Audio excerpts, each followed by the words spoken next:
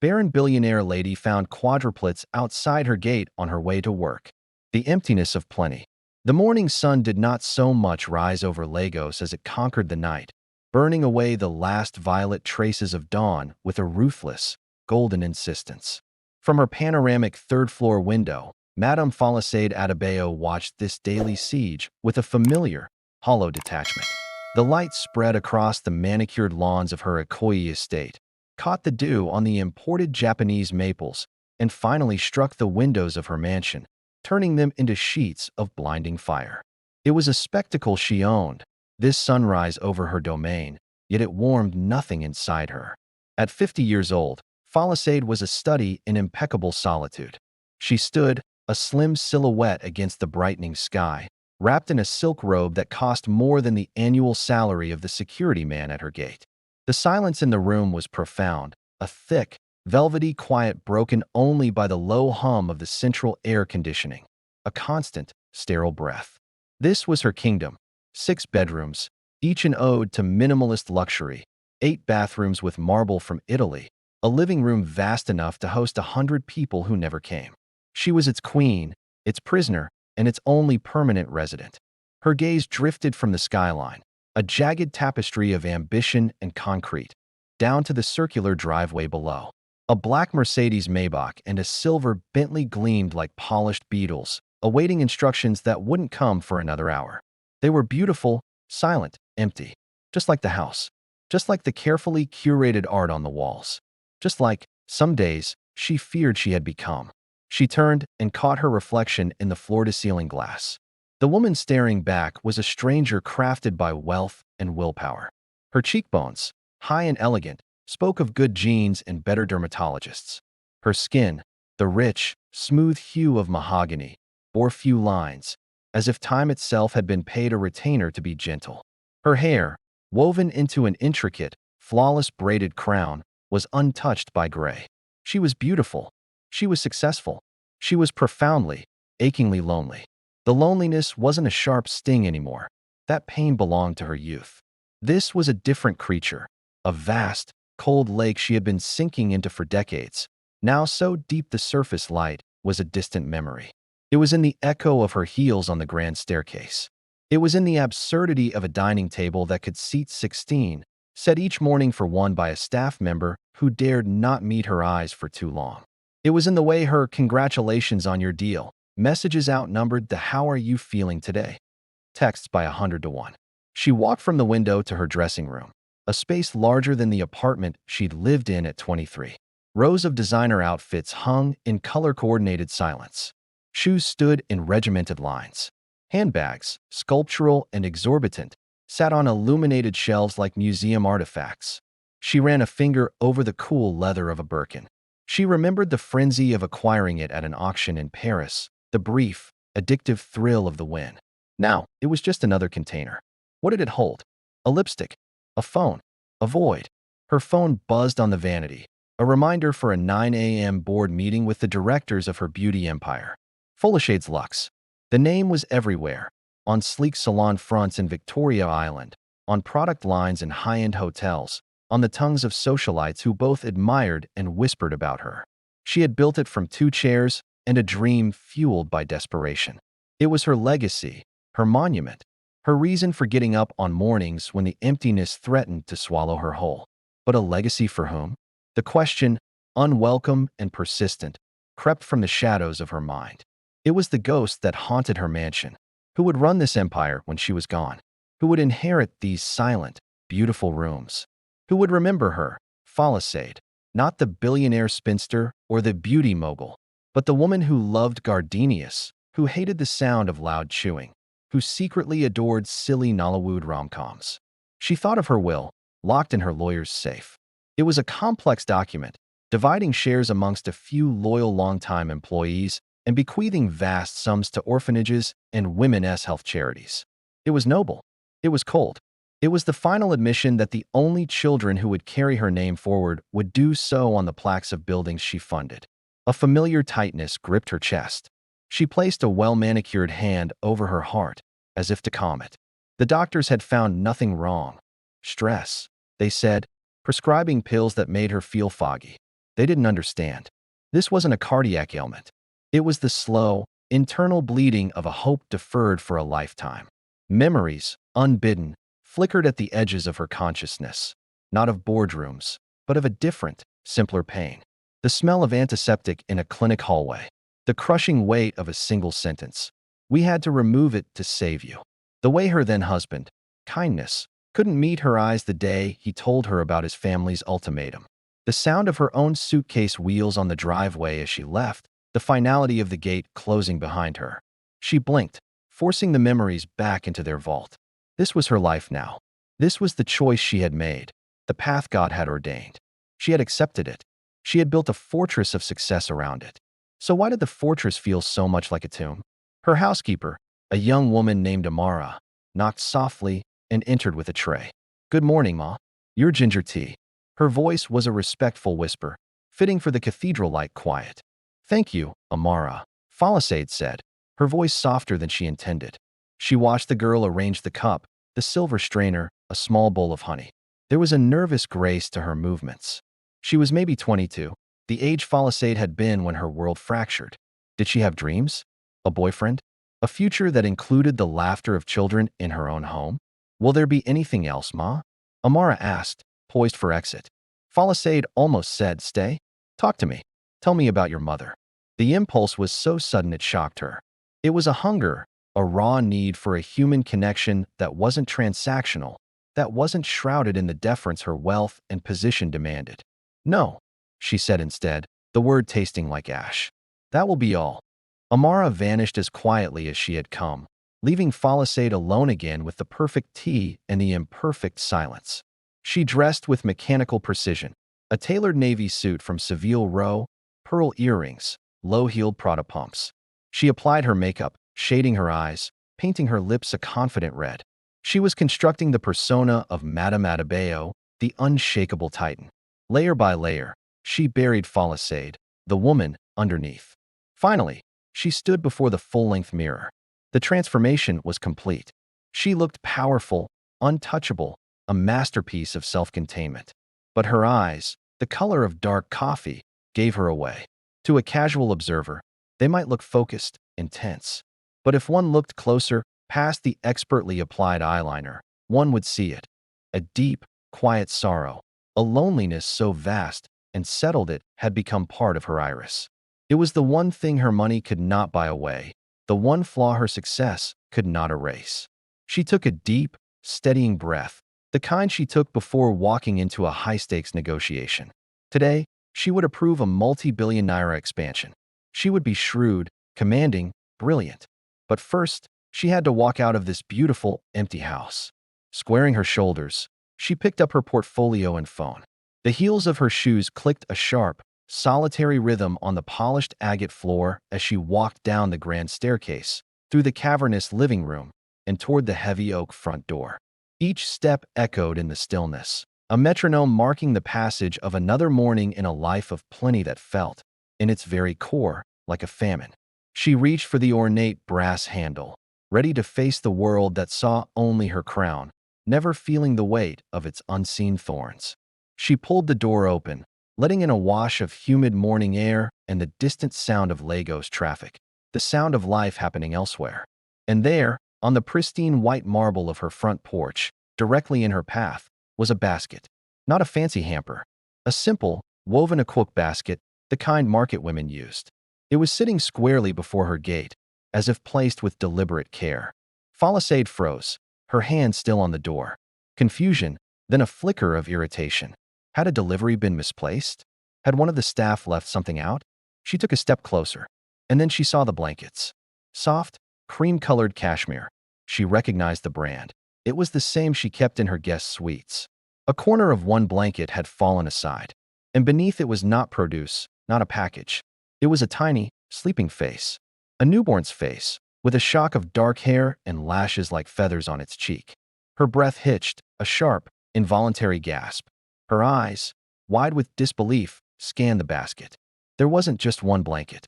There were four, and from each softly draped bundle, she could see now the top of a tiny head. Four. For infants. The world narrowed to the basket. The hum of the city faded. The weight of her portfolio slipped from her fingers, hitting the ground with a dull thud she didn't hear. The fortress of composure she had spent 30 years building cracked, then crumbled in an instant. She fell to her knees on the hard marble, not feeling the impact. Her trembling hands reached out, not daring to touch, only to hover. One of the babies, the closest one, stirred, made a small, snuffling sound, and yawned, a perfect, miniature O of a mouth. In that moment, the vast, cold lake of loneliness inside Palisade Adebayo evaporated. It was not filled gradually.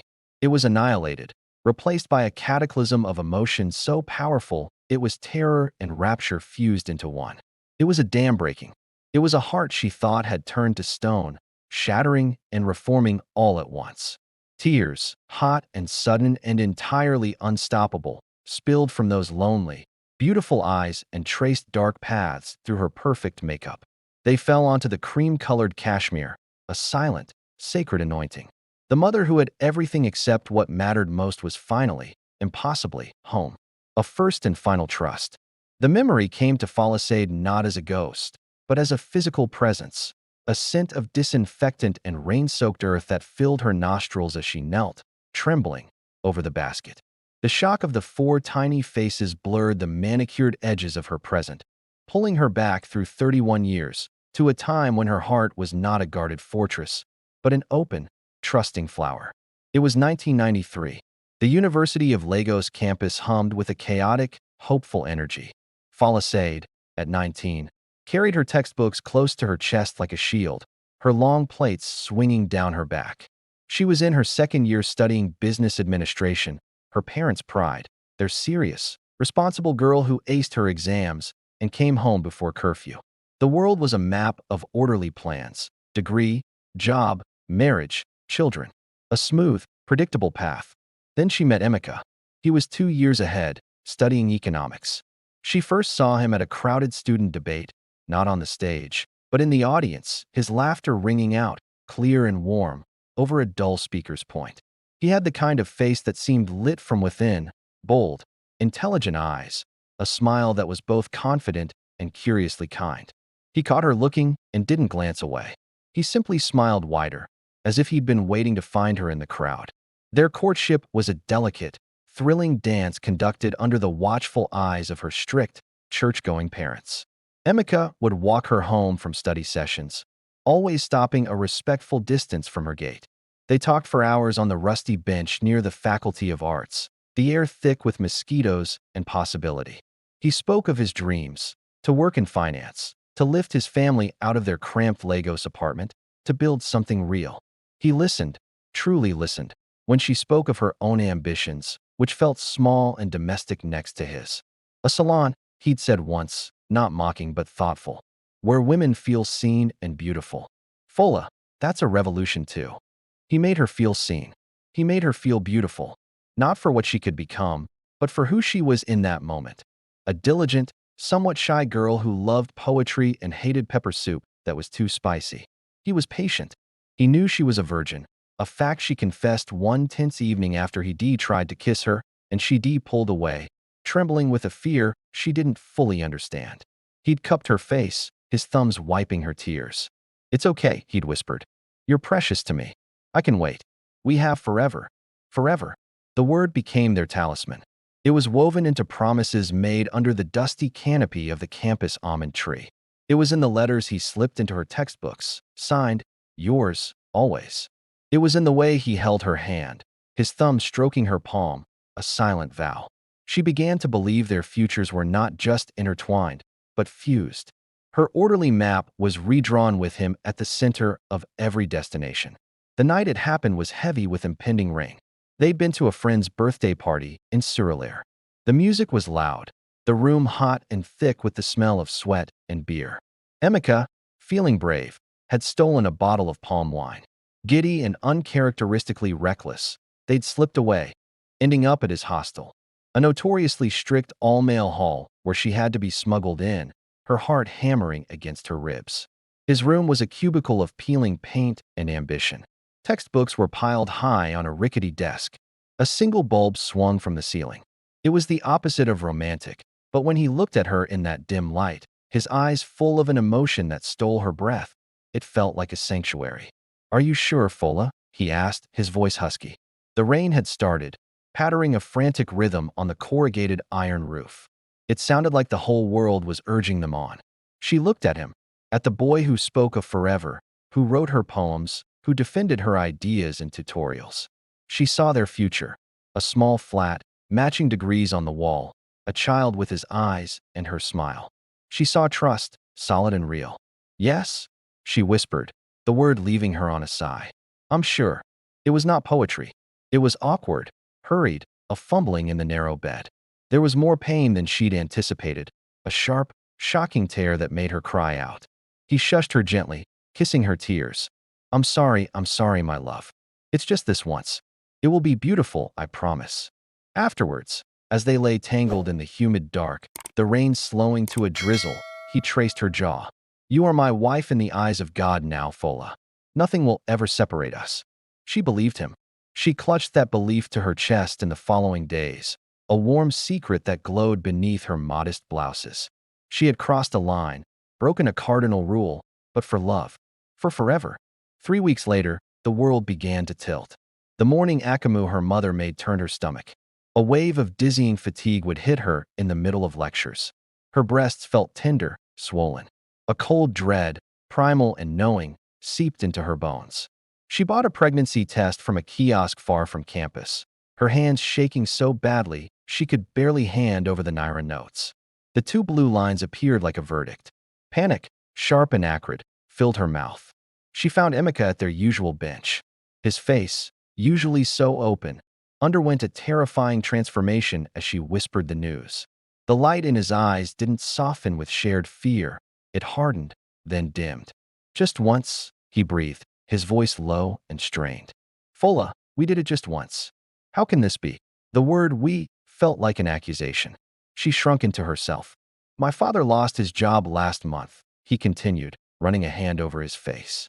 "My mother is selling acre day and night to keep my younger ones in school. My fees.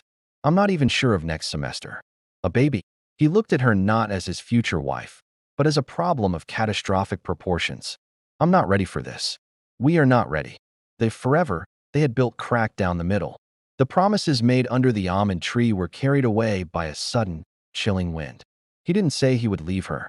He just painted a picture of ruin so vivid she could see it. Her education truncated, his dreams aborted, two families shamed, a child born into struggle and resentment. What should I do?" she asked, her voice a small, broken thing. He was silent for a long time, staring at his hands. When he finally spoke, he didn't meet her eyes. "There is a woman, a nurse my cousin knows. She can fix it. It's early. It's just a small thing.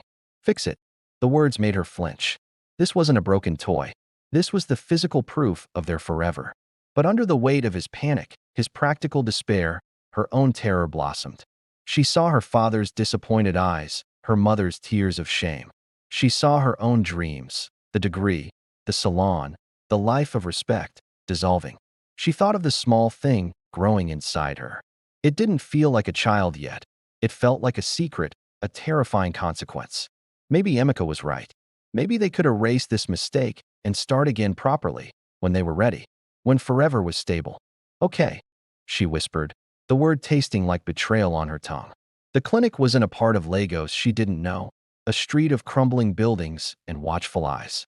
The nurse was a hard-faced woman with tired eyes who asked for cash up front. The room was cold, tiled, smelling sharply of antiseptic and something else, a metallic fear. There was no gentle reassurance, only brisk instruction.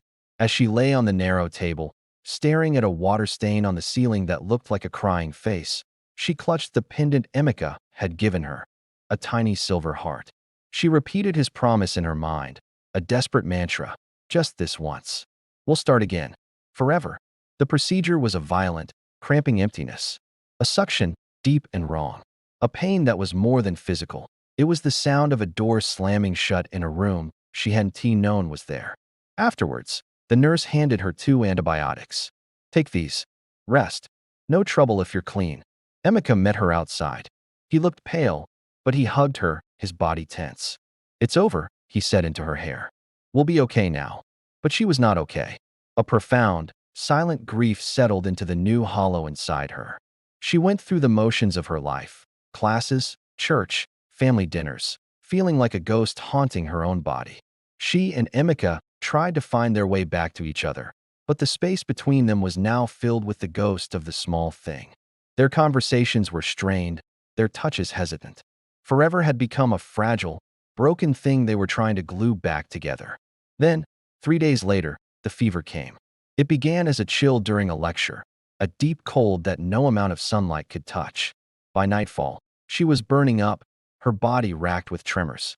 A searing pain, worse than anything on the clinic table, clawed at her lower abdomen. Her mother, terrified, rushed her to the teaching hospital. There were hours of blurry panic, bright lights, shouted questions.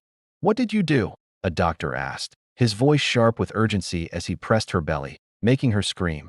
Through the haze of pain and shame, she whispered the truth. The looks on the doctors' faces told her everything. The infection was catastrophic, a raging fire spreading from a single spark. Septicemia, someone said. Risk of organ failure. Her parents' faces, confused and terrified, hovered above her. She couldn't meet their eyes. The last thing she remembered before the anesthesia dragged her under was her mother's weeping prayer and the cold, sterile smell of the operating theater. When she woke, the world was muted. The pain was a distant throb, medicated into submission. Her mother was by the bed, her eyes red raw. "Fall aside," she said, her voice cracking. She took her daughter's hand, and her touch was unbearably gentle. "My child, they had to operate. To save your life." Falisade's dry lips parted. "Operate." Her mother's tears fell then, hot and fast. The infection, it was everywhere. In your womb. The word was a sob. They couldn't save it. They had to remove it. Totally. The words hung in the air, meaningless at first.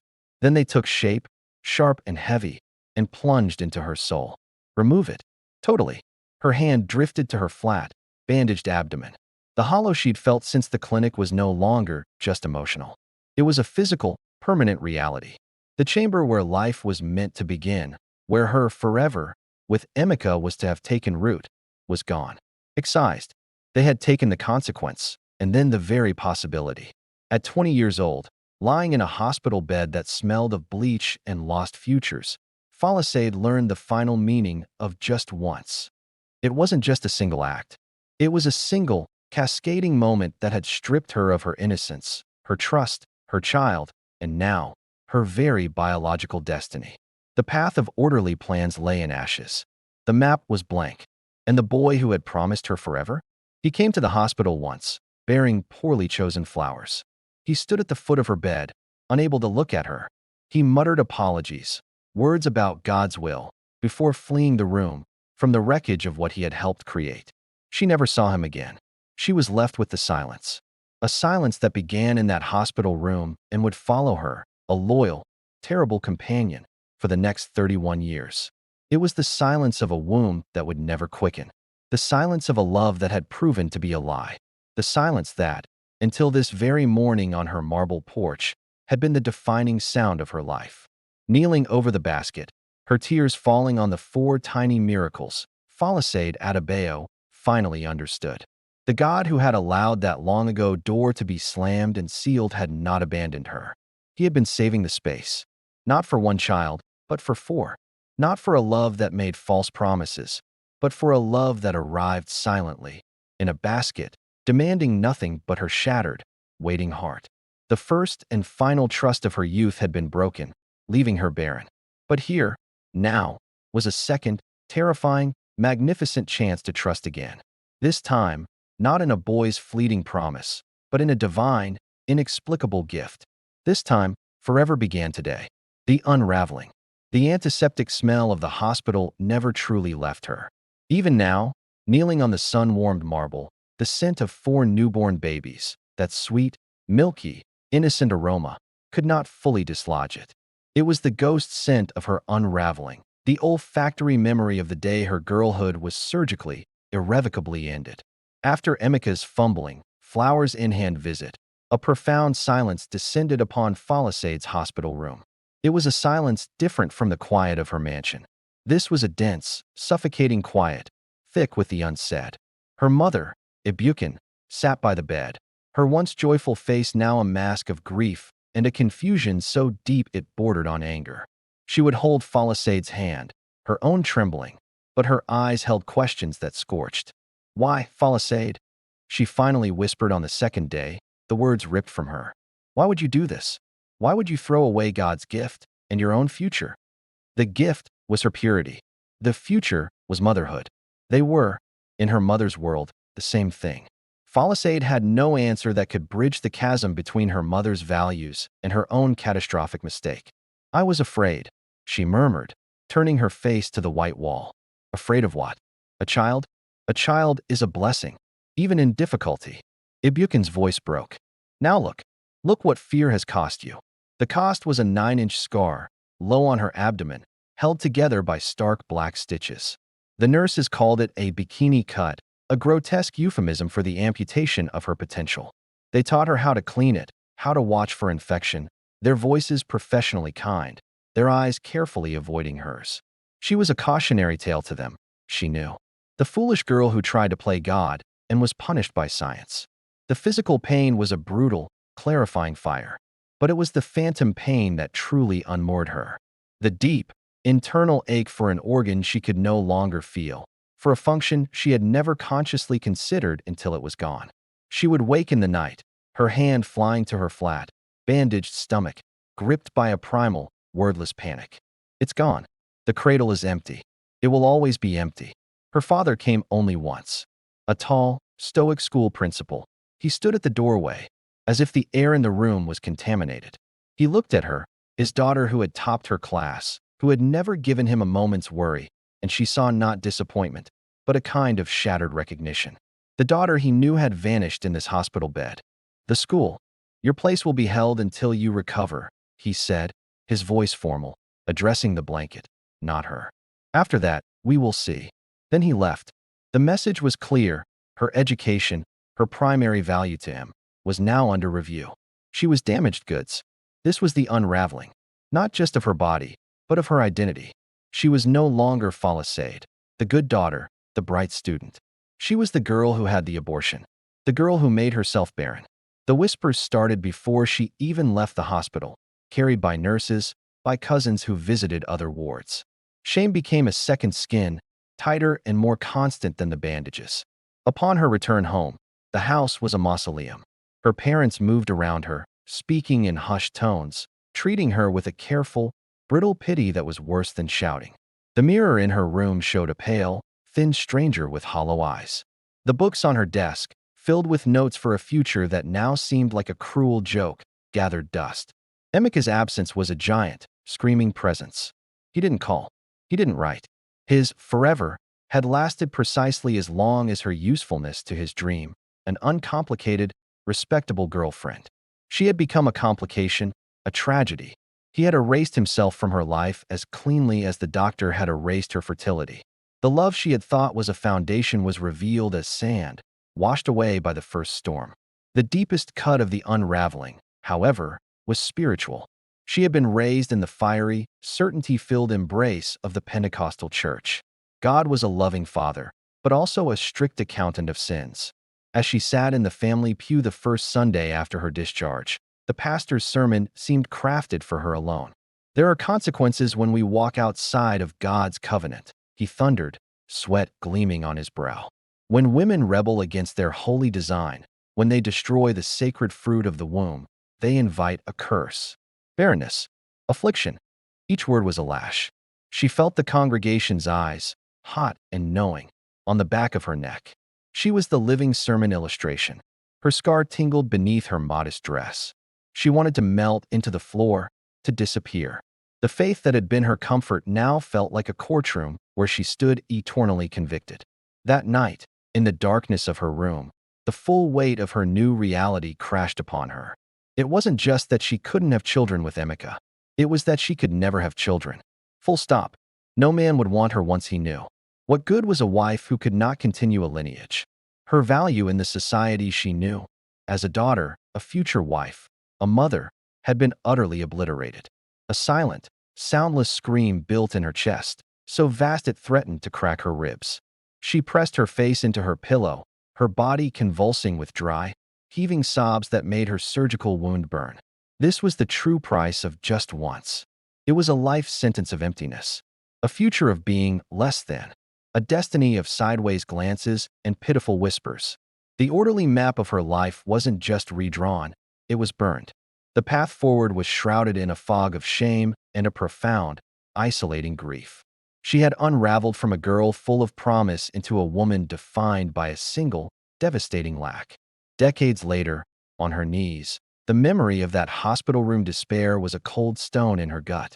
But as she looked from one sleeping face to another in the basket, Toby's serious brow, Ifani's puckered lips, Chima's peaceful expression, Son's tiny fist curled near his cheek, the stone began to warm, to dissolve.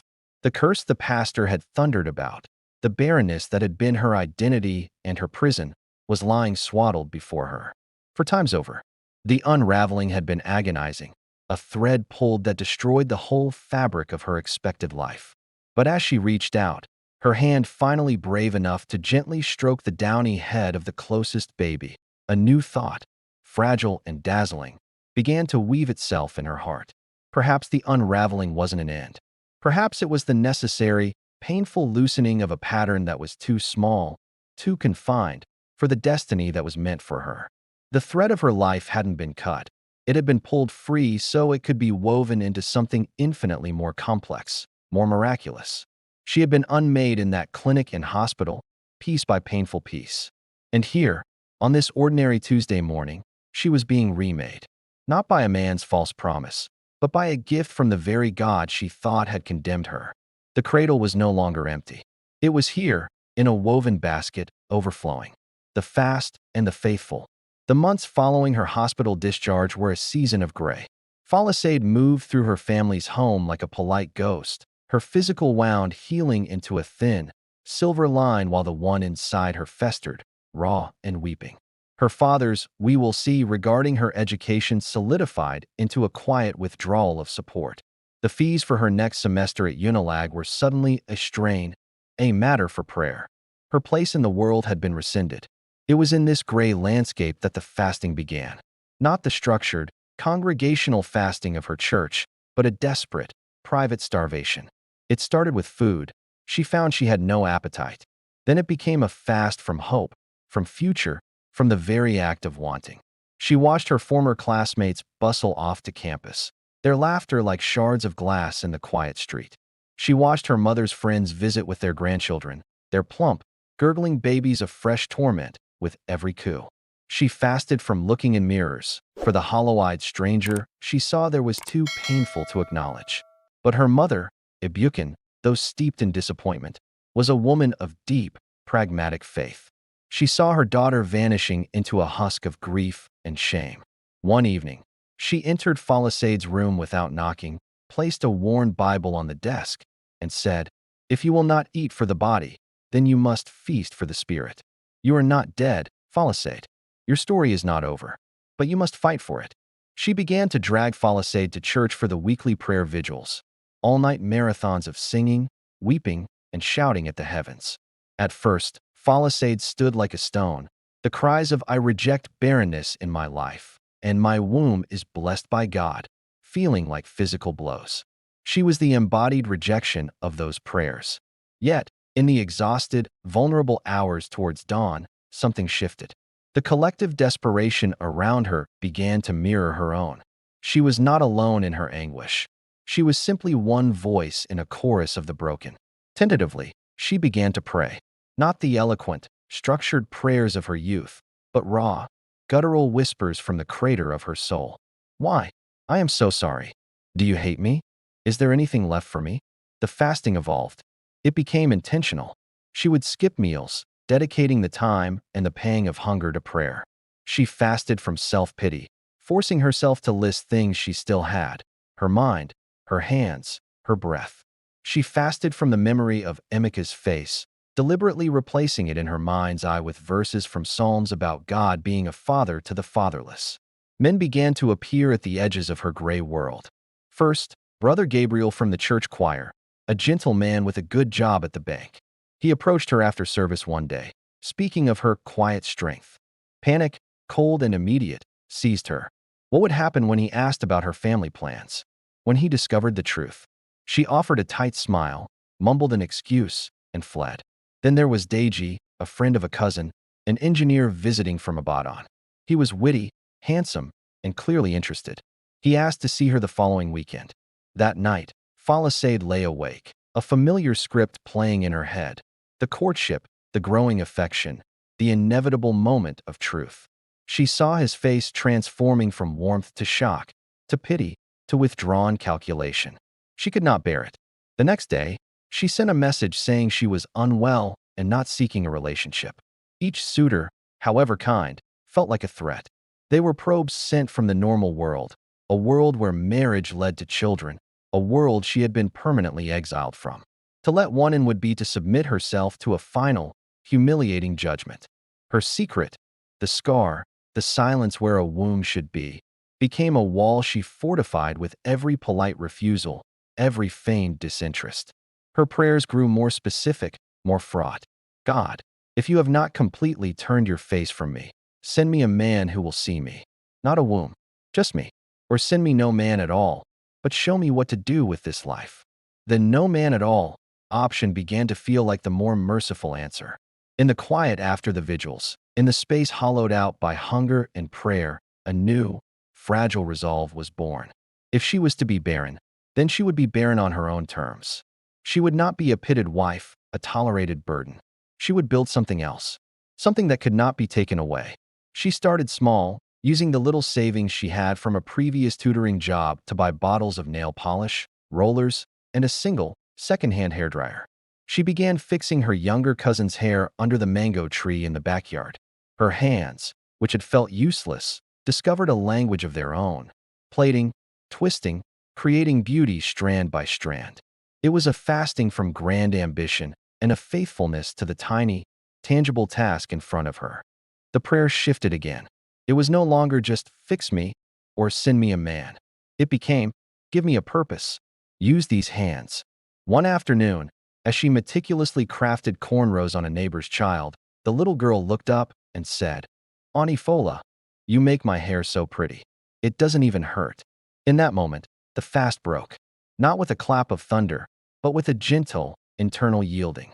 A sense of direction, quiet as a whisper, settled in her spirit. This. Start here. She was not healed.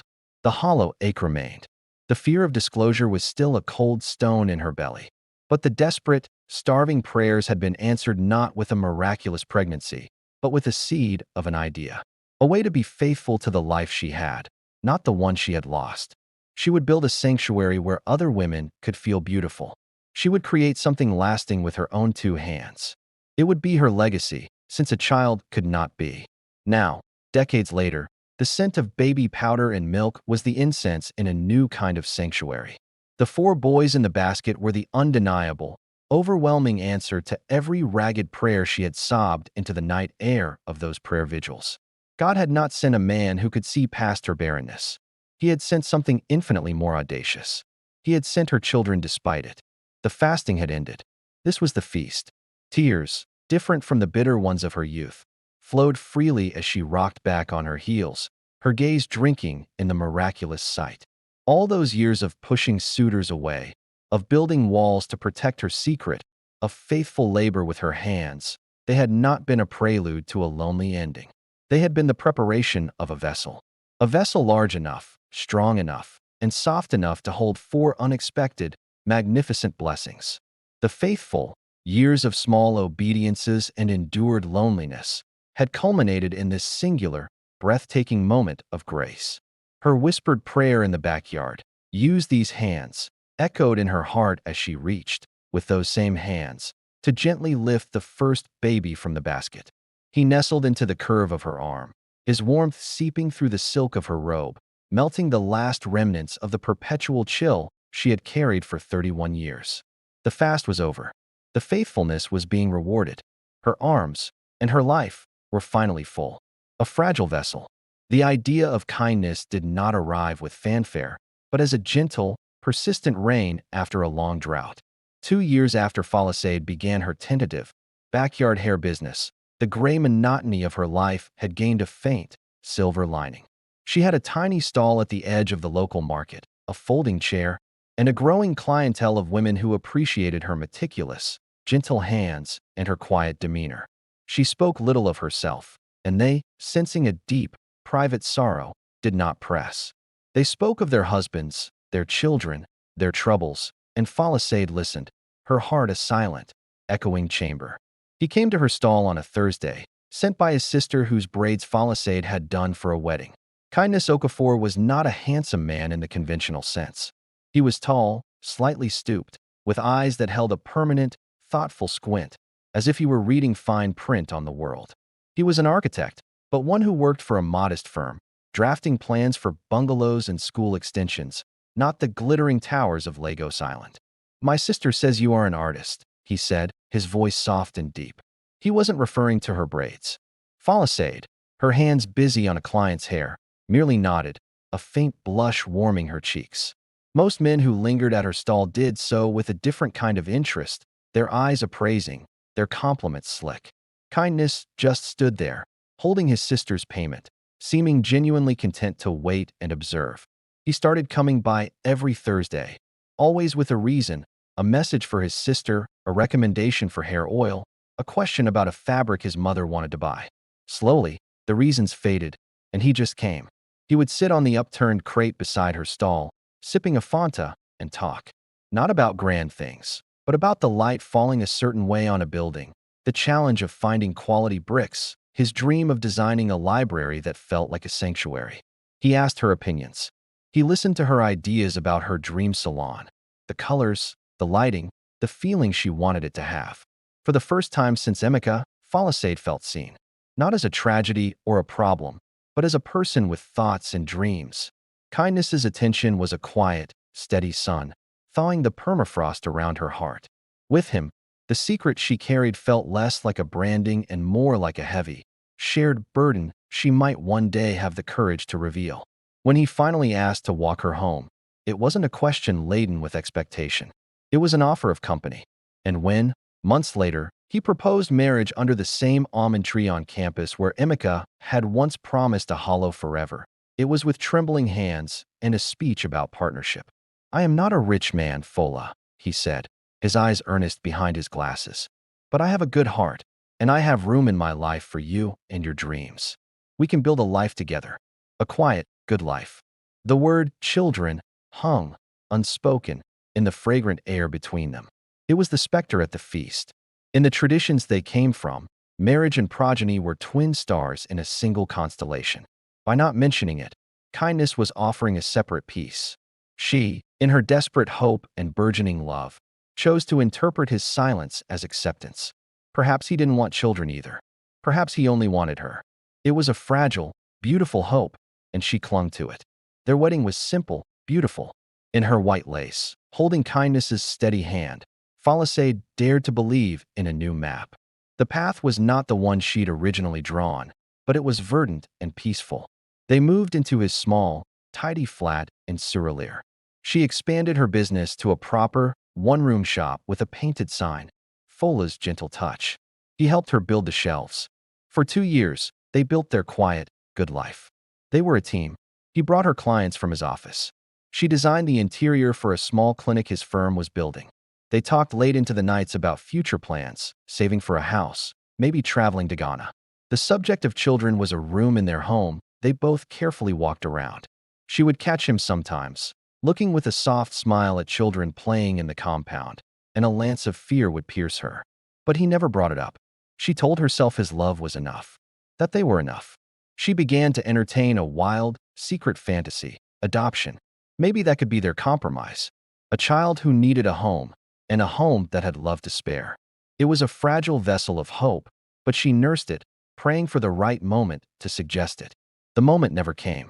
Instead, the pressure arrived from outside, seeping under their door like a toxic gas. It began with his mother, Mama Nkechi. A formidable woman with eyes that missed nothing, she started visiting more frequently. Her gifts were no longer just fabrics and foodstuffs. They were bitter, leafy herbs wrapped in newspaper. For washing, she'd say pointedly, her gaze landing on Palisade's flat stomach. To clean the inside and make it welcoming. Then came the holy oil, smuggled in by a visiting aunt, to anoint the belly for fruitfulness. The prayers during family gatherings grew less subtle. Lord, we ask for the continuation of the Okafor name. You said be fruitful and multiply. We hold you to your word. Kindness would tense beside her, muttering, ignore them, Fola. They don't understand. But they did understand. They understood the ticking of the biological clock, the social imperative, the fact that kindness was the only son, the last bearer of their name. The pressure tightened like a vice. Whispers became open consultations. Mama and Ketchy started bringing friends, young, robust women from the village with wide hips and shy smiles, introduced as cousins who could help around the house. Falisade's secret, once a private grief, now became a public siege. The fragile vessel of her marriage began to crack under the strain. The unspoken room in their home was now crowded with his family's demanding ghosts. Kindness, who had been her sanctuary, began to retreat into a shell of silent worry. The light in his eyes when he looked at her dimmed, replaced by a troubled, distant anxiety. The hope of adoption now seemed like a childish fantasy. What would his mother say? That he was raising another man's child while his own line died out? The shame would be multiplied, not diminished. She saw the end before it came. Saw it in the weary slope of his shoulders when he returned from a visit to his parents. Saw it in the way he could no longer meet her eyes across the dinner table. The quiet, good life was being dismantled, brick by brick, by a legacy she could not provide. The night he finally broke, he cried. He, who was always so steady, so kind, wept into his hands at their small dining table. They are saying they will disown me, Fola. My mother says she will go to her grave cursing me if I do not continue our line. I am the only son. He didn't say, I want another wife. He didn't have to. The words were written in the agony on his face, in the centuries of tradition that pressed down on him. He was trapped, and in trapping him, they had trapped her too. Falisade did not cry. A strange, cold calm settled over her. This was the other shoe dropping. This was the inevitable consequence of her broken body, finally arriving to claim its due. The fragile vessel of their love was not strong enough to withstand the weight of a lineage. I understand, she said, her voice eerily quiet. And she did. In a cruel way, it was a relief. The siege was over. The waiting for the axe to fall was finished. That night, she packed a single suitcase. She did not pack the herbs or the holy oil. She left behind the wedding portrait on the wall. As she rolled her suitcase through the living room, Kindness sat on the couch, his head in his hands, his body shaking with silent sobs. She paused at the door, looking at the man who had given her 2 years of peace, who had made her believe she could be loved for herself. Thank you, she whispered, not sure if he heard, for the quiet life. Then she stepped out into the humid night, the click of the latch behind her a sound of absolute finality. The fragile vessel had shattered. All that was left were the shards, and the relentless, echoing silence that had once again become her sole companion. Now, the silence on her Ikoyi porch was not empty. It was vibrant, pulsing with the soft, snuffling sounds of 4 sleeping infants. The fragile vessel of her womb had been irreparably broken, yes. But as she lifted the second child, feeling the solid, warm weight of him against her chest, a profound truth settled into her spirit. God had not intended for her love to be contained in something as fragile as a human womb or as conditional as a family's demands. He had allowed those vessels to break so her capacity to love could expand into something vast, unbreakable, and utterly unconditional. These 4 boys were not a continuation of anyone's lineage. They were the start of a new one. Hers, born not from her body, but delivered directly to her waiting, shattered heart. A heart that had been prepared by every loss, every rejection, to hold this immense, quadruple joy. The fragile vessel was gone. In its place stood a mother, her arms finally, miraculously, full. The ultimatum. The 2-room flat in Surelier felt like a stage after the final act. The set was still in place. The faded floral sofa where they'd watched evening news, the small dining table where they'd shared meals and dreams, the wedding photo on the wall where their smiles still held a future's promise. But the play was over. The air was stale with the breath of ghosts. For weeks after her quiet departure, Falisade lived in a suspended state. She stayed with a mercifully discreet cousin, operating her salon in a fog. The clients still came, their chatter a distant hum. She moved like an automaton, her hands performing their familiar ballet with rollers and thread, while her mind replayed the scene on a loop. Kindness's bowed head, the shudder of his sobs, the final, deafening click of the latch. She had thought the unraveling in the hospital was the worst pain. This was different. This was a pain of erosion. The kind, steady love she had built with kindness hadn't been ripped away. It had been slowly worn down to nothing by the gritty, relentless pressure of what must be. It left a quieter, more desolate ache. One afternoon, about a month after she'd left, Mama and Ketchy came to the salon. The bell over the door jangled with an unnatural violence. The chatter died. Every woman under a dryer or in a chair turned. Mama and Ketchy stood framed in the doorway, a monument in expensive Ankara, her gaze sweeping the room before landing on Falisade like a searchlight finding its target. Falisade's hands, holding a pair of shears, froze. The client in her chair, a regular, shifted nervously. Falisade, Mama and Ketchy said. Her voice was not loud, but it carried the weight of a gavel. We need to talk. Outside. There was no question of refusal. This was a summons. Falisade murmured an apology to her client, placed the shears carefully on the counter, and followed her mother-in-law out into the blinding Lagos sun. They did not go far, just to the dusty patch of earth beside the salon where motorcycles parked. Mama and Ketchy did not look at her. She stared straight ahead, her profile stern. He is not eating, she stated. My son. He moves through the house, like a shadow. This is not what we wanted.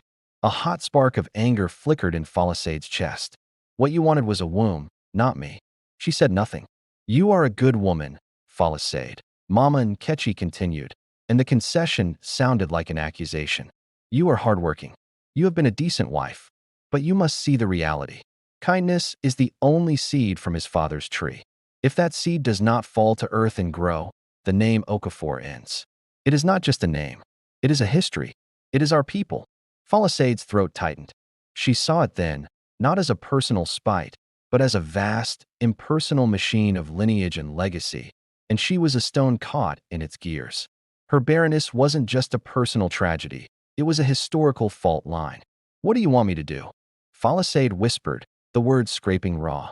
Finally, Mama and Ketchy turned to her. Her eyes, so like kindnesses in shape, held none of his softness. They were hard with a desperate, ancient resolve. You must release him. Officially. You must give him your blessing to take another wife. A woman who can give him a child. You can still be part of the family. You will be the first wife, respected. But you must make the space. The ultimatum. It wasn't new. But hearing it spoken aloud, in the harsh daylight, with such clean, brutal clarity, was a fresh amputation. They were asking her to sanction her own replacement. To give a speech at her own funeral. And if I don't? Falisade asked, though she already knew the answer. Mama and Ketchy's lips thinned. Then you will watch him wither away in guilt and grief. You will be the chain around his neck, dragging him and his ancestors into oblivion.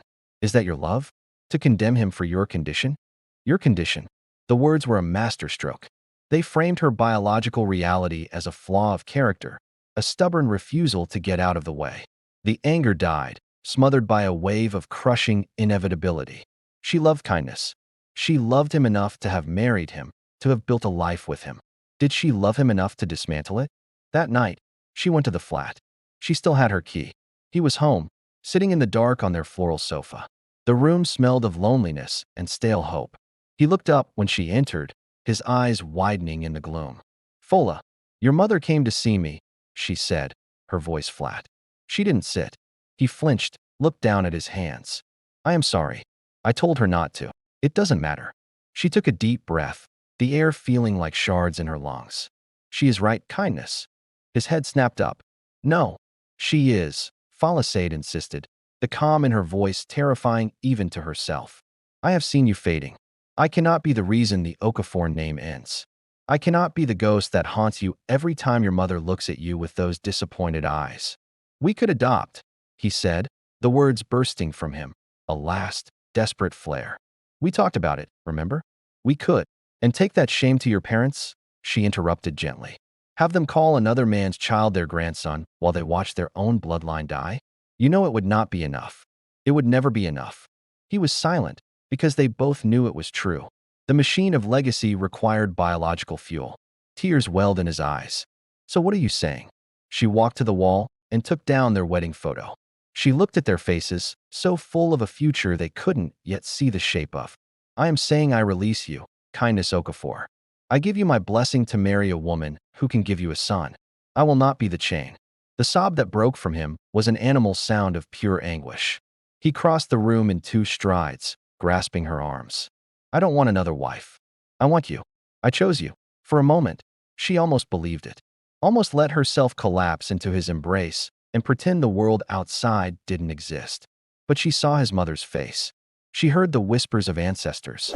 She felt the weight of a name waiting to be born. She pulled away, holding the photo to her chest like a shield. You did choose me, and for that, I will always be grateful. But you also chose your family. You are them, and they are you. I cannot fight a whole history.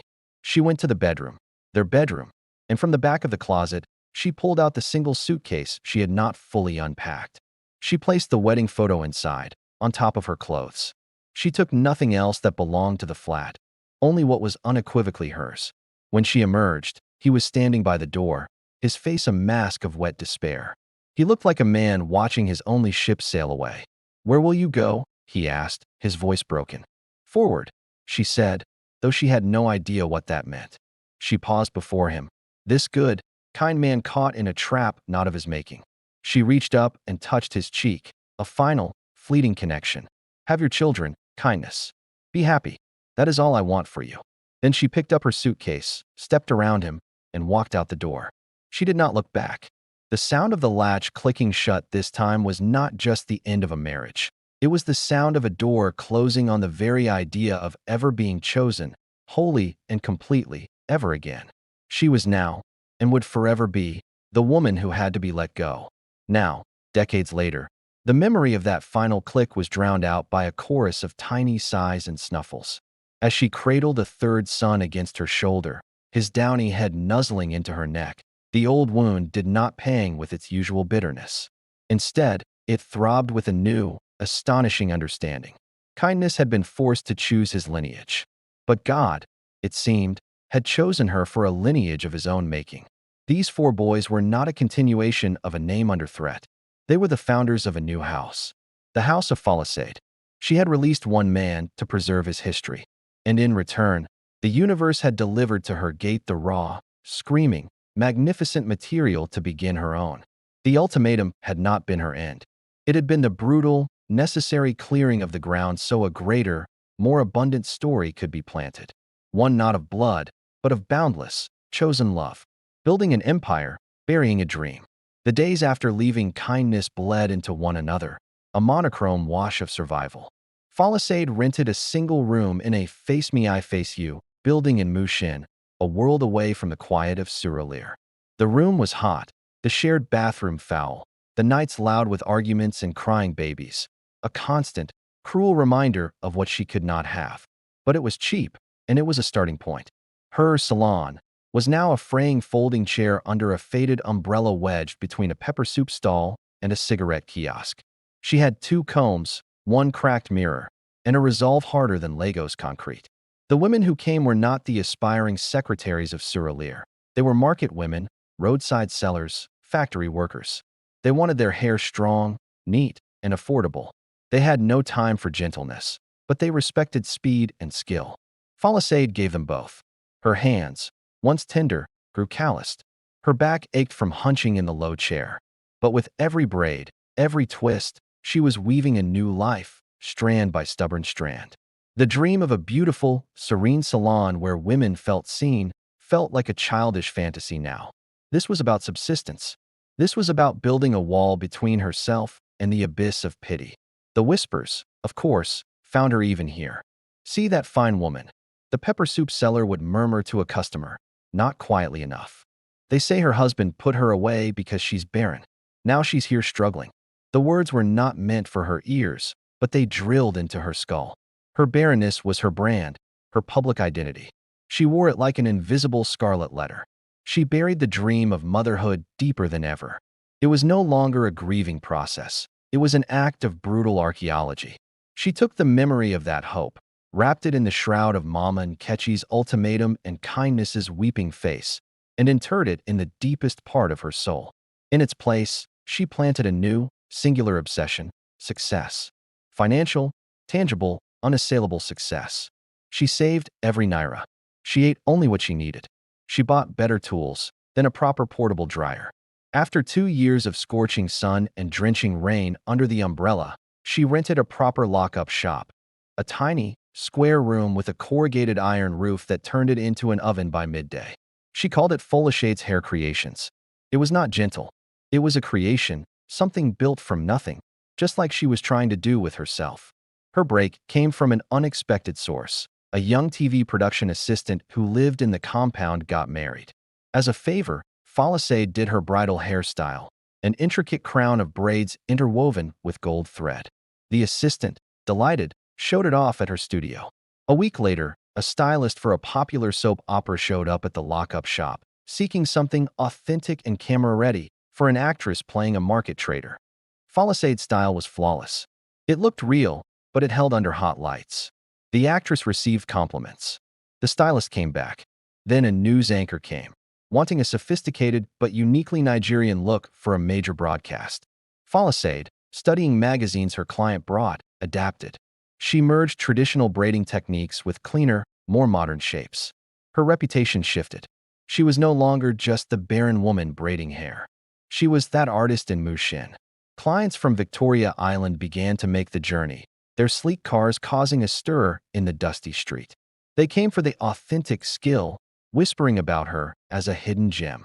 She listened to their conversations about business, about branding, about locations. The buried dream of motherhood hardened into the cornerstone of her ambition. Every snide remark about her using her womb for money, every pitying glance, was converted into fuel. She would build an empire so vast, so solid, that her childlessness would become not a tragedy, but an irrelevance, a curious footnote to a story of monumental success. She opened a second shop on a better street, then a third. She trained other young women, teaching them her techniques, but instilling in them a ferocious standard of cleanliness and precision. Folashade's Hair Creations became Folashade's Luxe Beauty Studio. The luxe was a defiant statement. She moved out of Mushin to a small flat in Ikeja GRA. The empire was rising, but the burial ground of her old dream was not quiet.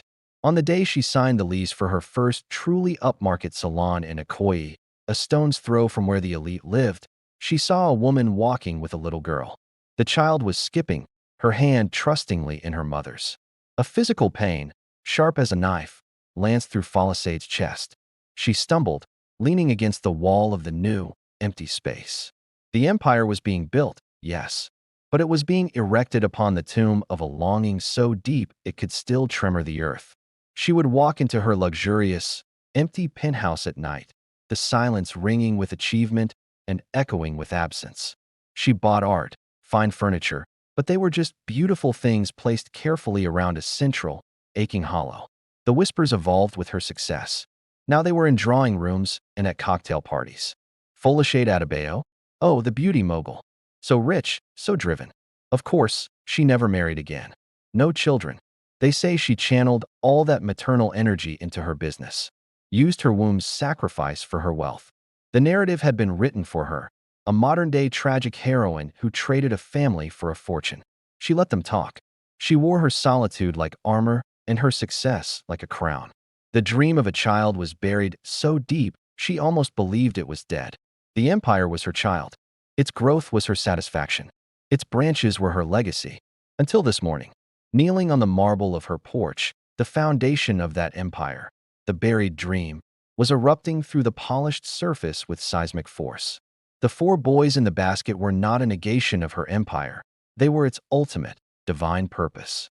Every struggle, every saved naira, every hour of back-breaking work, every tear shed in lonely silence. It had not been to compensate for a lack. It had been to prepare for this abundance. She had built a kingdom, not a barren monument, but a cradle.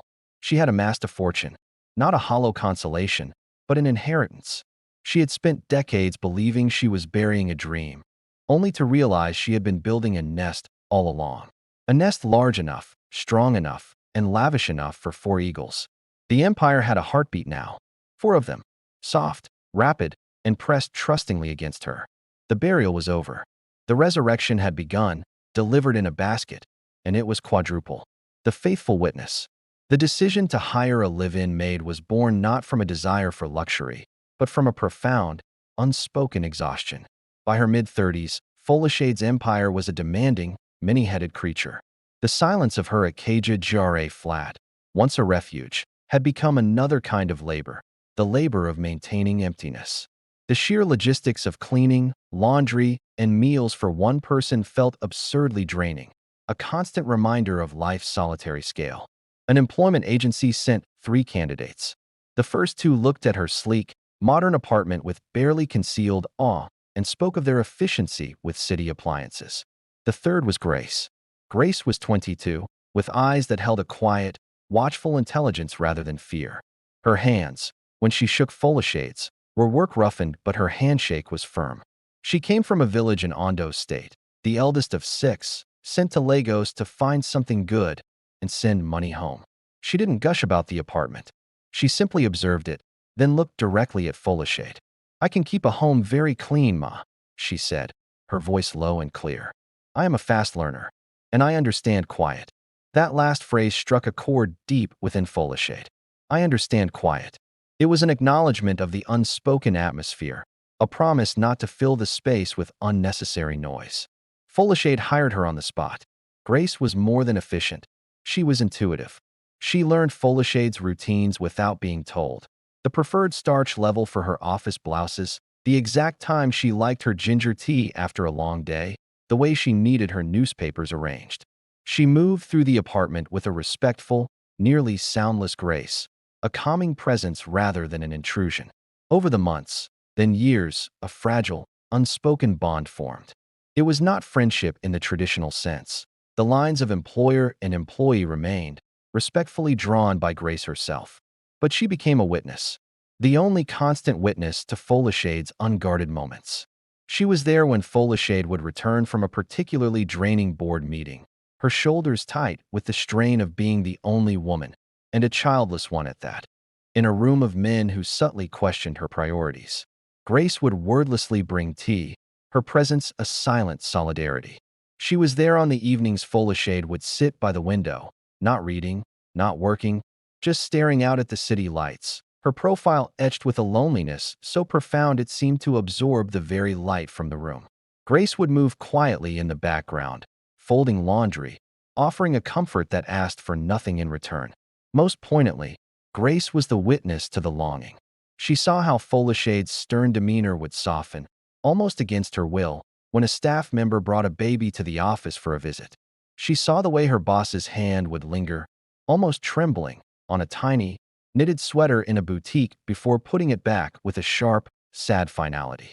She heard the sigh, so heavy it seemed to carry the weight of years, that escaped Folashade when a television commercial showed a mother laughing with her child.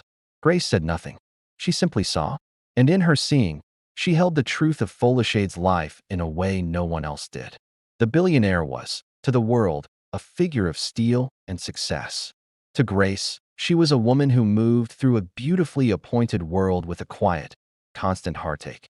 When Folashade's business exploded, catapulting her into the billionaire's bracket and the monstrous Ikoyi mansion, Grace moved with her without question. The scale changed, but the dynamic did not. Grace managed the small army of gardeners, pool attendants, and occasional caterers with a serene authority. She became the steward of the grand, silent palace, its most faithful resident besides the mistress herself. And the witnessing deepened. In the vastness of the mansion, Folashade's loneliness seemed to magnify. Grace would find her sometimes in the immaculate and used nursery room Folashade had, in a moment of wild, foolish hope, included in the mansion's design. She wouldn't be crying. She would just be standing in the middle of the sunlit room, empty but for a single, beautiful rocking chair, her arms crossed tightly over her chest as if holding herself together. It was after Folashade's 50th birthday gala, a spectacular, glittering affair that left a vacuum of silence in its wake, that Grace's witnessing turned from passive to active. She saw the brief, hopeful light in Folashade's eyes when Chief Depot started calling. She saw the fragile bloom of something like happiness, quickly tempered by the sad, knowing acceptance in her boss's eyes. The acceptance that even this late spring could not change the fundamental truth of her life. One evening, after Chief Depot had taken Folashade out to a concert, Grace stood in the spotless kitchen, looking out at the manicured lawn. The image of her boss's face earlier that day surfaced in her mind, a fleeting look of yearning as they passed a children's bookstore. In that moment, Grace, the faithful witness of 2 decades, made a decision. It was reckless. It was morally chaotic. It was born of a love and a loyalty that had twisted into a fierce, protective determination. Her boss's time for bearing children had passed, but Grace's had not. The man coming to the house was a means to an end. A single, shocking act of betrayal for what she framed in her mind as a greater act of devotion. She would use him to create what her boss could not. And then she would give the gift anonymously, severing all ties, so her beloved Madame Fola could finally have the joy she deserved, untainted by the complicated truth of its origin. Grace, the witness, decided to become the vessel. She would carry the secret so Folashade could carry the child. Or so she thought, until the village midwife shouted in shock and for separate, fierce cries echoed through the mud-brick room, and Grace's simple, sacrificial plan multiplied into a bewildering, quadruple miracle. Now hidden behind the thick, flowering bougainvillea across the street from the Ikoyi mansion, Grace was the witness once more. Her heart hammered against her ribs, a frantic counter-rhythm to the peaceful morning. She saw the door open. She saw her madam, a portrait of poised power, step out. She saw her freeze, stumble, then sink to her knees as if her bones had turned to water. Grace's hand flew to her mouth, stifling a sob of her own. This was the moment, the culmination, the terrifying gift. She watched as Folashade's trembling hands hovered over the basket, as the tears, real, unchecked, glorious tears, shattered the perfect mask she wore for the world. Grace saw not a billionaire, but a woman, a mother, unveiled by Grace. She watched as Folashade lifted the first child, then the second, her movements growing surer, her arms creating a cradle that had waited 30 years to be filled. The awful, echoing silence of the mansion was broken, not by cries, but by a soft, awe-filled weeping that even from a distance, Grace could feel in her own soul. Her plan, her betrayal, her secret pregnancy, the shocking fourfold result. It all receded, meaningless, in the face of this transformation. The longing she had witnessed for 20 years was being met, not just answered, but overwhelmed in a deluge of blessing. As Folashade gathered the basket, her arms full of sons, and turned back toward the open door of her home, no longer just a mansion, but a home, Grace let out the breath she'd been holding. A quiet peace, absolving and complete, settled over her. Her work was done. Her witnessing was complete. She turned and melted into the Lagos morning, a ghost who had delivered life, the faithful witness who had finally seen the prayer answered in a way no one, not even she, could ever have dreamed. The secret would remain with her, a sacred, silent offering. For on the face of her boss, her madam, her friend, she had finally seen the one thing she'd never witnessed before, unadulterated, radiant joy. A late spring. The grand celebration of Folashade's 50th birthday was a masterclass in Lagos opulence. A 5-star hotel ballroom shimmered under a constellation of crystal chandeliers. The guest list was a who's who of industry, politics, and high society. A famous Fuji band played, and the air was thick with the scent of expensive perfume and gourmet small chops. Toasts were made, praising her vision, her resilience, the empire she had built with her own 2 hands. Folashade moved through it all in a gown of silver-threaded osso oak, a gracious smile fixed on her face. She accepted the compliments, the handshakes, the air kisses. Yet, inside, she felt a disconnect so vast it was like watching someone else's party. The noise was a wall, and behind it, the silence of her mansion waited, patient and immense. Turning 50 felt less like a milestone and more like the closing of a final, heavy door. The biological chapter was not just ending. Its epilogue had been written decades ago. This party was a memorial for what would never be. Then, a week later, Chief Depot Adeniran entered the scene.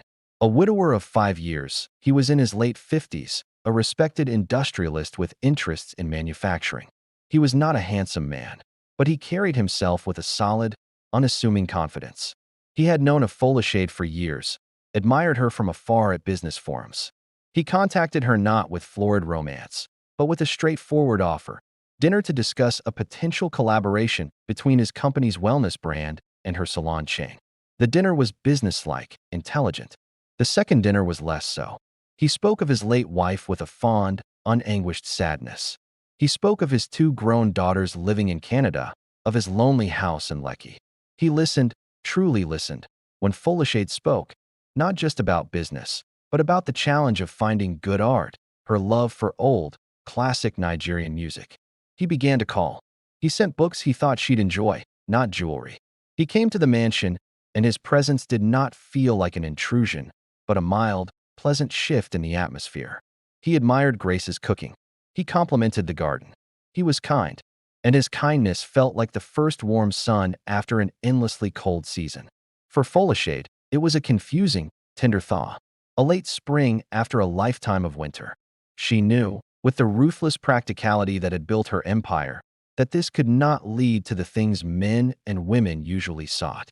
There would be no marriage, no blending of families, no children of their own. But perhaps there could be companionship, a shared meal, a conversation in the evening, a hand to hold at the cinema. It was a modest hope, but after the long drought, it felt lavish. Chief Depot started spending nights. It was a comfortable, undramatic intimacy. For Folashade, it was less about passion and more about the profound relief of no longer sleeping alone in the vast master bed. To have another human breath in the room, to hear the rustle of sheets that weren't her own, was a balm. She allowed herself, cautiously, to be seen in public with him. The society pages buzzed with the news. Beauty billionaire finally finds love? Grace observed it all with a mix of relief and a new, sharp anxiety. She saw the light in her boss's eyes, a soft, tentative light she hadn't seen in 20 years. She saw her come down to breakfast with a less rigid posture, a genuine smile for the morning tea. This was good. This was what her madam deserved. But Grace also saw the shadow behind the light. She saw how Folashade would sometimes pull away, a wistful sadness clouding her features when a baby cried in a restaurant or when Depot spoke of his grandchildren's latest video call. This happiness was fragile, built on the unspoken agreement to ignore the central chamber of her heart that would forever remain empty. It was this shadow that cemented Grace's wild plan. Her boss's time for bearing children was gone, but her longing was not. This kind man might fill a space, but he could not fill that space. And Grace, with the fierce, possessive love of a disciple, decided she would be the one to fill it. Depot's consistent presence provided the means. He was a good man, a stable man. His seed, Grace reasoned with a terrifying simplicity, would produce a good, stable child for her madam. She chose her moment with clinical precision. One evening when Folashade was delayed at a late meeting, Grace approached Depot in the living room. She wore a simple but becoming dress. Her story was a concoction of a family emergency, a sick mother needing an urgent, expensive operation. She spoke with convincing tears, her hands wringing in feigned distress. Depot, ever the pragmatic helper, offered to write a check. "It is too much, sir," Grace demurred. "I could never accept so much. But you are a kind man, a strong man. My family, they believe sometimes that help comes in ways we do not expect." She moved closer, her meaning shifting in the dim lamplight. It was a brazen, calculated risk. Depot, perhaps flattered, perhaps lonely in his own right, perhaps simply human and weak, did not push her away. The betrayal was quick, silent, and left a stain of guilt in the air that he carried out with him when he left that night. He began to distance himself from Folashade shortly after, not out of malice, but from a shame he could not articulate. His late spring visitations ended, leaving Folashade confused and quietly heartbroken, wondering what she had done wrong. Grace, meanwhile, watched her plan take root. She tendered her resignation a few weeks later, citing the need to go home and care for her ailing mother. Folashade, saddened to lose her only true companion, gifted her a generous severance and promised her job would always be open. The two women embraced, each holding a secret that would have shattered the other. As Grace disappeared back to her village, Folashade was left alone once more. The late spring had been brief, a false thaw. The mansion's silence returned, deeper now for having been briefly interrupted. She buried herself back in her work, the ache in her heart a familiar, old companion. She had dared to hope for a simple, human connection, and even that, it seemed, was not meant for her. Now, on her knees, the memory of that brief, sweet spring with Dapo felt like a faded dream. But as she looked at the faces of the four boys, the shape of their brows, the set of their mouths, a strange, unexplainable sense of familiarity whispered at the edge of her consciousness. It was not a memory of Dapo, but something subtler, a biological echo she had no right to recognize. She shook the feeling away. This was not a time for the past. This was a miracle, plain and simple. The brief, failed romance with Dapo, the return of loneliness, all of it was swept away in the glorious, terrifying deluge of the present. The late spring had not been a false start. It had been the gentle rain that, unknown to her, was nurturing a secret harvest in a distant field. A harvest that had now been brought, in its astonishing abundance, directly to her door. The companionship she had sought and lost was irrelevant. She had been given something infinitely greater, a destiny. The thaw she had felt with Dapo was nothing compared to the seismic, complete melting of the glacier around her heart as she held her first son. This was not a late spring. This was the glorious, everlasting dawn of motherhood. The secret seed. The village of Ilueo existed in a pocket of time untouched by Lagos's frantic pulse. Here, the air smelled of wet earth, wood smoke, and ripening plantains. For Grace, returning home pregnant was supposed to be a quiet interlude, a strategic retreat. She would have the child in familiar surroundings, leave it with a trusted cousin for the first few days, then execute the final phase of her plan. But from the moment her feet touched the red dirt road, her body seemed to hum with a different, more urgent energy. The pregnancy was not gentle. It was a tempest. The morning sickness was not a nauseous flutter, but a relentless siege that lasted all day. Her belly, by the 4th month, had the taut, round prominence of a woman nearing term. The village midwife, Mama Abeji, who had delivered hundreds of babies, clicked her tongue at her first examination. This one is carrying high and wide, like a basket of yams, Mama Abeji mused, her skilled hands pressing and probing. And the heartbeat, it is strong, very strong, like a drum with many beats. Grace dismissed it as village superstition. She was stressed, her body reacting to the magnitude of her secret. She focused on her goal, one healthy baby. A son, she hoped, for Madame Fola.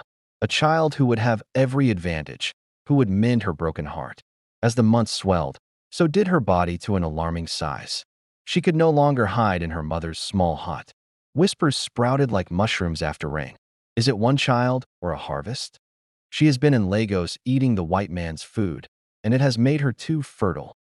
The local Pentecostal pastor even visited, suggesting the possibility of a spiritual multiplication, a blessing, or a burden from God. Grace grew afraid. This was not part of the plan. The plan was clean, simple, one child, a clean swap, a silent gift. This felt chaotic, overwhelming, public. She wrote to a Lagos doctor she'd once accompanied Madame Fola to, describing her symptoms. His reply was a terse warning: possible multiple gestation. Requires hospital ultrasound and specialist care. Return to Lagos immediately. But returning to Lagos was impossible. It would unravel everything. So she stayed, praying to every saint and ancestor she could name, begging for the pregnancy to be normal. The pains began on a night thick with the promise of a storm. They were not the gradual cramping described in the pamphlets. They were fierce, rolling waves that left her gasping. Mama Abeji was summoned. The single kerosene lamp cast monstrous shadows on the mud wall as the old midwife's face grew increasingly grave. "You are not opening like a door," Mama Abeji muttered, sweat beading on her brow. "You are tight as a drum. And the babies, they are fighting for the way." Babies. The word, spoken aloud, hung in the humid air like a verdict. Before Grace could process it, a pain unlike any other ripped through her, a sensation of being split apart. Mama Abeji's eyes widened in the lamplight. "I feel a head. But there is another. 2 heads." The next hours were a blur of primal agony and communal panic. A neighbor with a motorcycle was sent to fetch the community health aid miles away. Women from the compound gathered, chanting prayers. Grace, lost in a white-hot tunnel of pain, heard their exclamations as if from a great distance. First one is out. A boy. Push, Grace, push. There is another.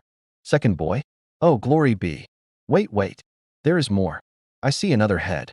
Jesus of Nazareth. Third boy. Heaven help us. Just as they thought it was over, as Grace lay exhausted, barely conscious, a final, powerful contraction seized her. Mama Abeji, her hands trembling now, delivered a fourth tiny, squalling body. A fourth, she whispered, her voice filled with awe and terror. 4 boys. Quadruplets. The silence that followed was broken only by the frantic cries of 4 newborn infants and the pounding of the rain that finally broke on the thatched roof. Grace, weak and bleeding, looked at the 4 squirming, mewling bundles being cleaned by the women.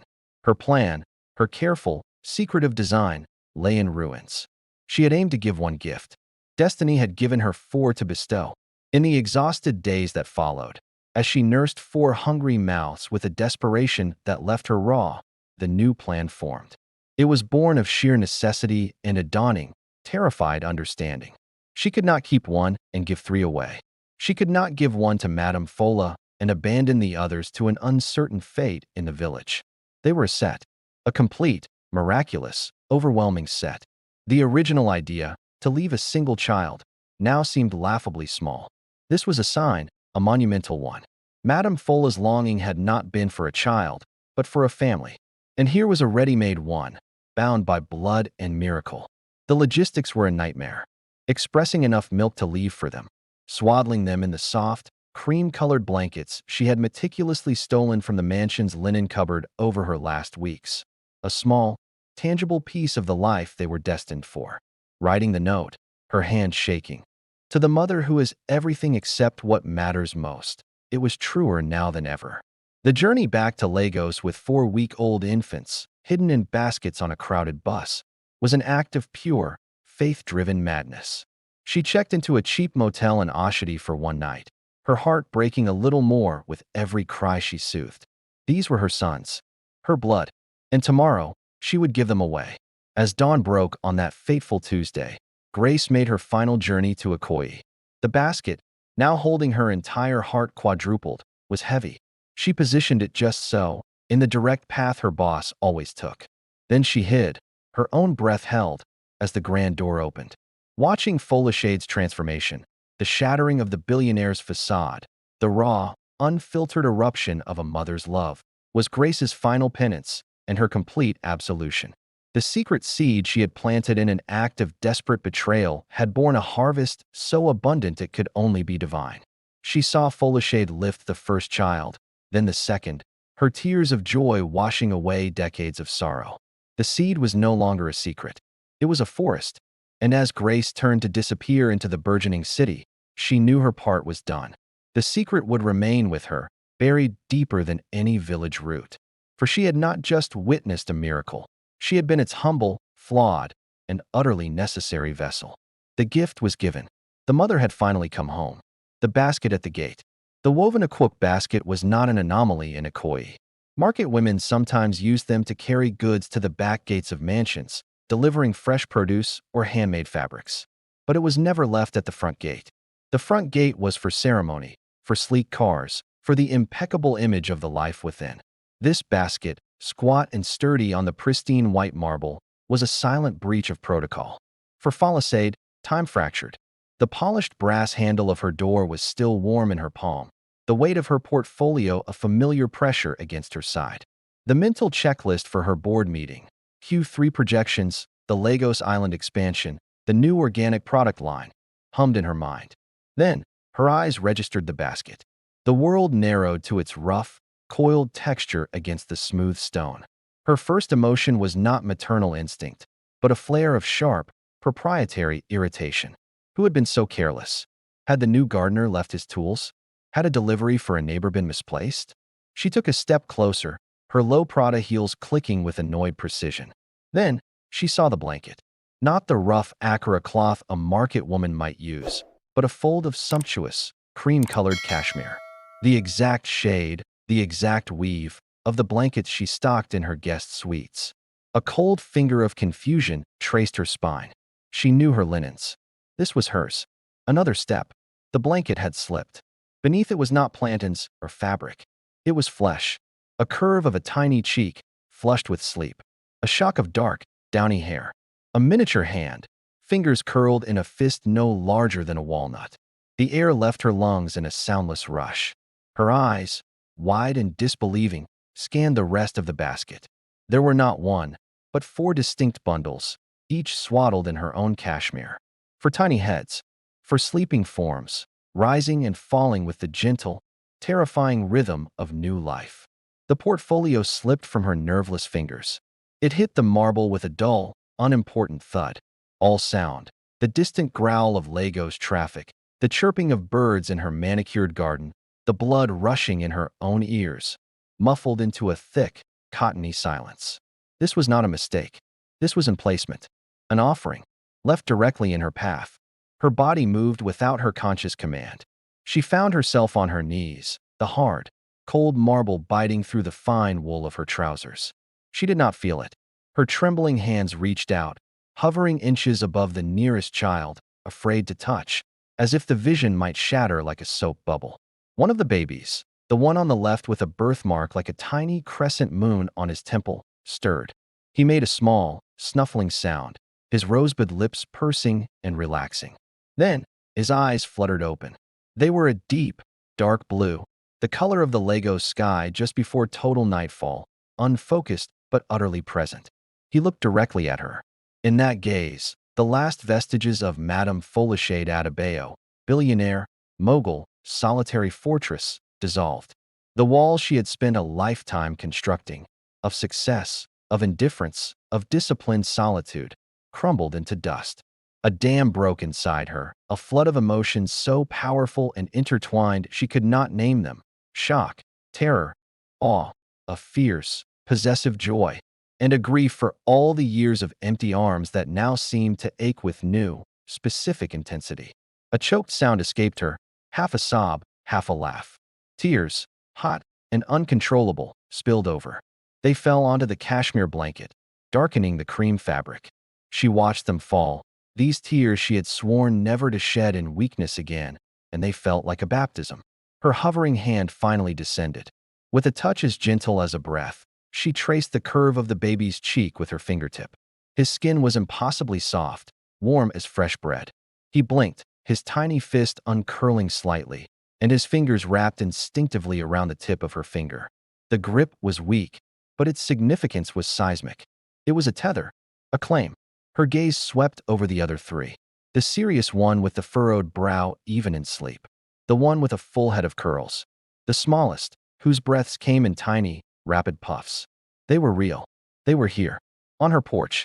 Her mind, the shrewd, analytical mind that had built an empire, tried to engage. Who? Why? Abandonment? A trap? The questions buzzed like frantic insects, but they were drowned out by a deeper, more primal roar. It was a roar of recognition, of a destination reached after a journey so long she had forgotten she was traveling. This was her gate, not just the entrance to her property, but the threshold to a life she had stopped daring to imagine. The basket was not an intrusion. It was an arrival, with a strength that seemed to flow from the earth itself up through the marble and into her bones. She carefully slid her hands under the first baby, the one still holding her finger. She lifted him, cashmere and all, and cradled him against her chest. The weight of him, the solid, warm reality of him, sank into her arms, into her soul. He nestled into the hollow of her neck with a soft sigh. One arm securely around him, she reached for the basket handle. It was rough against her palm, a stark contrast to the baby's softness. She stood, her legs shaky but holding. The basket with its three remaining miracles was heavy, but its weight was glorious. She turned her back on the empty driveway, the waiting cars, the board meeting, the world that knew her as the Barren billionaire. She faced the open door of her mansion. The silent, polished hallways yawned before her, but they no longer looked empty. They looked like a canvas, a home, waiting for its heart. She crossed the threshold, the basket in one hand, her son in the other. As she stepped inside, she didn't look back at the world she was leaving behind. She looked down at the child in her arms, then into the basket at his brother's. "Welcome home," she whispered, her voice thick with tears and a wonder so profound it shook her to her core.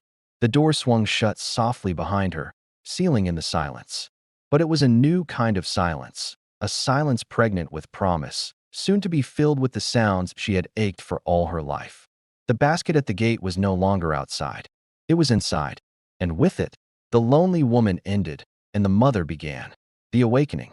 The heavy oak door clicked shut, sealing Palisade inside a world utterly transformed. The grand foyer, with its vaulted ceiling and cold marble floor, no longer felt like an exhibition hall. It felt like the antechamber of a miracle. The silence was no longer empty. It was charged, fragile, holding its breath around the soft sounds from the basket and the tiny being in her arms. For a long moment, she simply stood, swaying slightly, the weight of the baby against her chest a new and terrifying anchor. Her mind, so adept at strategy and control, was a wide-out blizzard of panic. What do I do? What is the procedure for this? There was no procedure. There was only instinct, rising from a place she thought had been surgically removed 31 years ago. The baby in her arms, the one with the crescent moon birthmark, let out a small, mewling cry. It was a sound of pure need, undiluted and overwhelming. The sound sliced through her paralysis. "Shoo," she whispered, her voice hoarse with disuse for such tenderness. She began to rock, a slow, instinctive side-to-side motion. "Shoo, I'm here. I'm here." She carried him and the basket into the vast, sunlit living room, placing the basket carefully on the immense cream-colored sofa. Kneeling before it, she peered in at the other three. They were stirring, the disruption of their journey into this strange, quiet palace nudging them awake. A whimper came from the smallest one, then a more insistent cry from the boy with the serious brow. Panic threatened again, cold and clenching. Four. There were four. One was a miracle. Four was a logistical crisis. "Breathe," she commanded herself. "You have managed Billionaire mergers. You can manage this." But this was not a merger. This was a matter of life, of tiny, fragile life dependent solely on her. The responsibility was a mountain, and she stood at its naked base. Her first coherent thought was not of food or diapers, but of danger. Were they sick? Were they injured? Were they even real? Or was this some elaborate, cruel dream from which she would imminently awake? She reached for her phone, her fingers fumbling. She dialed not her driver, not her PA, but her personal physician, Dr. Alabi. He answered on the second ring. "Palisade, good morning. Ready for the board meeting?" "No," she breathed, the word trembling. There are babies. At my house." A pause. "Babies? What do you mean, babies?" "Four. Newborn babies. In a basket. On my porch." The absurdity of the statement hit her, and a hysterical laugh bubbled in her throat, which she strangled into a sob. I think they've been left here. For me." The professionalism in Dr. Alabi's voice sharpened. "Are they breathing? Are they conscious?" "Yes, they're crying. One is in my arms." She looked down at the little face, now scrunched in protest. "They're so small, Femi. So small. All right, I'm on my way. Do not give them anything. No water, no milk. Keep them warm. I'll be there in 15 minutes. Call the police, but do not let anyone take them until I've examined them." The police. The word was a bucket of cold water. The outside world, with its rules and judgments and paperwork, was about to intrude upon this sacred, stolen moment. But he was right. She made the call to the police, her voice shaking but clear as she gave her address and the impossible facts. Then she was alone again with them. The crying was escalating, a symphony of need. The one in her arms rooted against her silk blouse, his mouth searching. The primal understanding of his hunger unlocked a corresponding ache in her own body. A phantom maternal response that left her dizzy. She had nothing to give him. "I'm sorry," she whispered, tears streaming anew. "I'm so sorry. Help is coming." To calm herself, she began to inspect them, one by one, with a clinical eye she didn't feel. She unwrapped the crescent moon baby gently. 10 fingers, 10 toes. The umbilical stump, clean and healing. He was perfect. She named him, in her heart, right then, Alyawadabi. God is great. She checked the serious one next. He stopped crying the moment her hands were on him, studying her with an unsettlingly focused gaze for a newborn. Ifini Chukwu. Nothing is impossible with God. The smallest, with the rapid breaths. He felt like a baby bird, all fragile bones and soft down. Chimabalm, God knows my heart. The last, the one with a head of dark curls, who seemed to calm when she simply spoke. Aluasian. Thank God. By the time the doorbell chimed, a frantic, insistent sound, she had wrapped them back up. She had 4 names, and a love so vast and terrifying it felt like standing at the edge of the ocean. Dr. Alabi arrived with 2 nurses, carrying bags of equipment. The police arrived moments later, 2 young officers whose eyes bulged at the sight of the billionaire on her knees beside a basket of infants on a sofa worth more than their annual salary. What followed was a whirlwind. The babies were examined on her expensive rug, their vitals checked. Dr. Alabi's professional mask slipped into sheer wonder. They're healthy, Folashade. Remarkably healthy for multiples. A little underweight, but strong. They can't be more than a week old. The police asked questions she couldn't answer. No, she saw no one. No, she had no enemies who would do this. Yes, she was single. No, she had no idea who the mother was.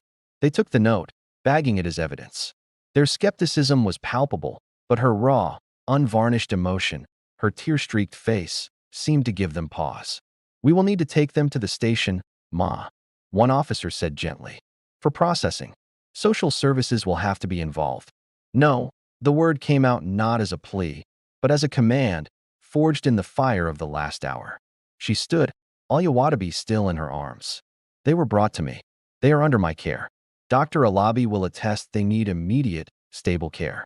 I have the means to provide it. I will hire nurses here, now. You can do whatever investigations you need, but they do not leave this house. She was Madame Adebayo again, but for a new purpose.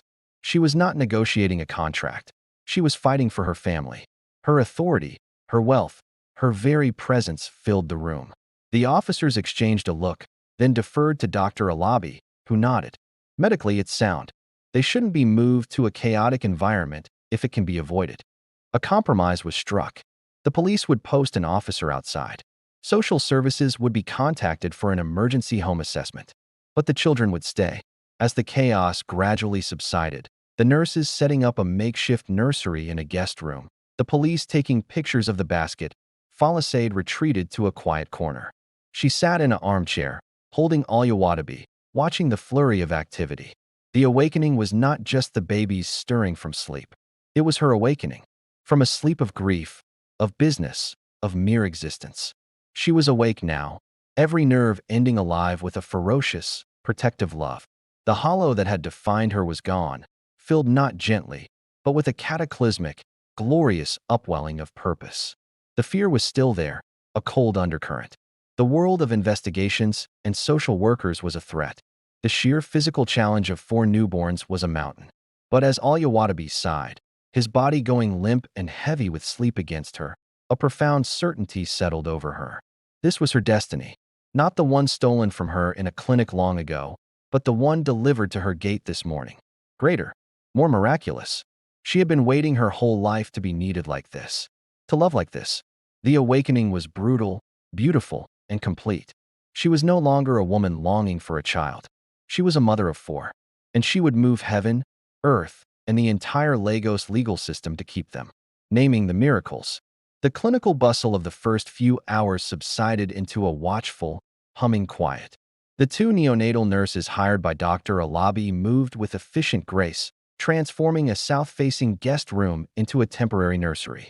A police officer stood respectfully in the marbled foyer, a silent sentinel to the bizarre reality unfolding within. The social worker, a severe-looking woman named Mrs. Chukwu, had come and gone, her stern demeanor softening slightly at the sight of the 4 perfectly healthy infants and the fortress of resources and raw, maternal desperation arrayed around them. Folashade had not left their side. She stood in the doorway of the nursery, now a landscape of sterilized bottles, warming trays, and 2 large, portable cribs. The babies, fed and changed, had drifted back to sleep. The silence they left in their wake was profound, but it was no longer the old, hollow silence. It was a silence thick with the aftermath of a storm, charged with the miracle of calm. It was in this quiet that the names came to her, not as a deliberate act of christening, but as truths that rose from her spirit, each one a key unlocking a chamber of her own history and hope. She walked to the first crib. The baby with the crescent moon lay on his back, one tiny fist curled by his ear. He had been the first to open his eyes, the first to grip her finger, the first to root against her heart. His presence felt like an announcement. Alyawadabi, she whispered, the Yoruba name flowing like a prayer from her lips. God is great. It was not a statement of general praise, but a specific, awed acknowledgement. In the ruins of her youthful trust, in the scarred emptiness of her body, she had doubted God's greatness as it pertained to her. This child, this first gift, was the rebuttal. His very existence, deposited on her porch, was a testament to a greatness that operated beyond human understanding, beyond biological limitation. He was God's greatness made flesh, swaddled in cashmere, and left for her. She moved to his brother, the one with the serious brow, even in sleep.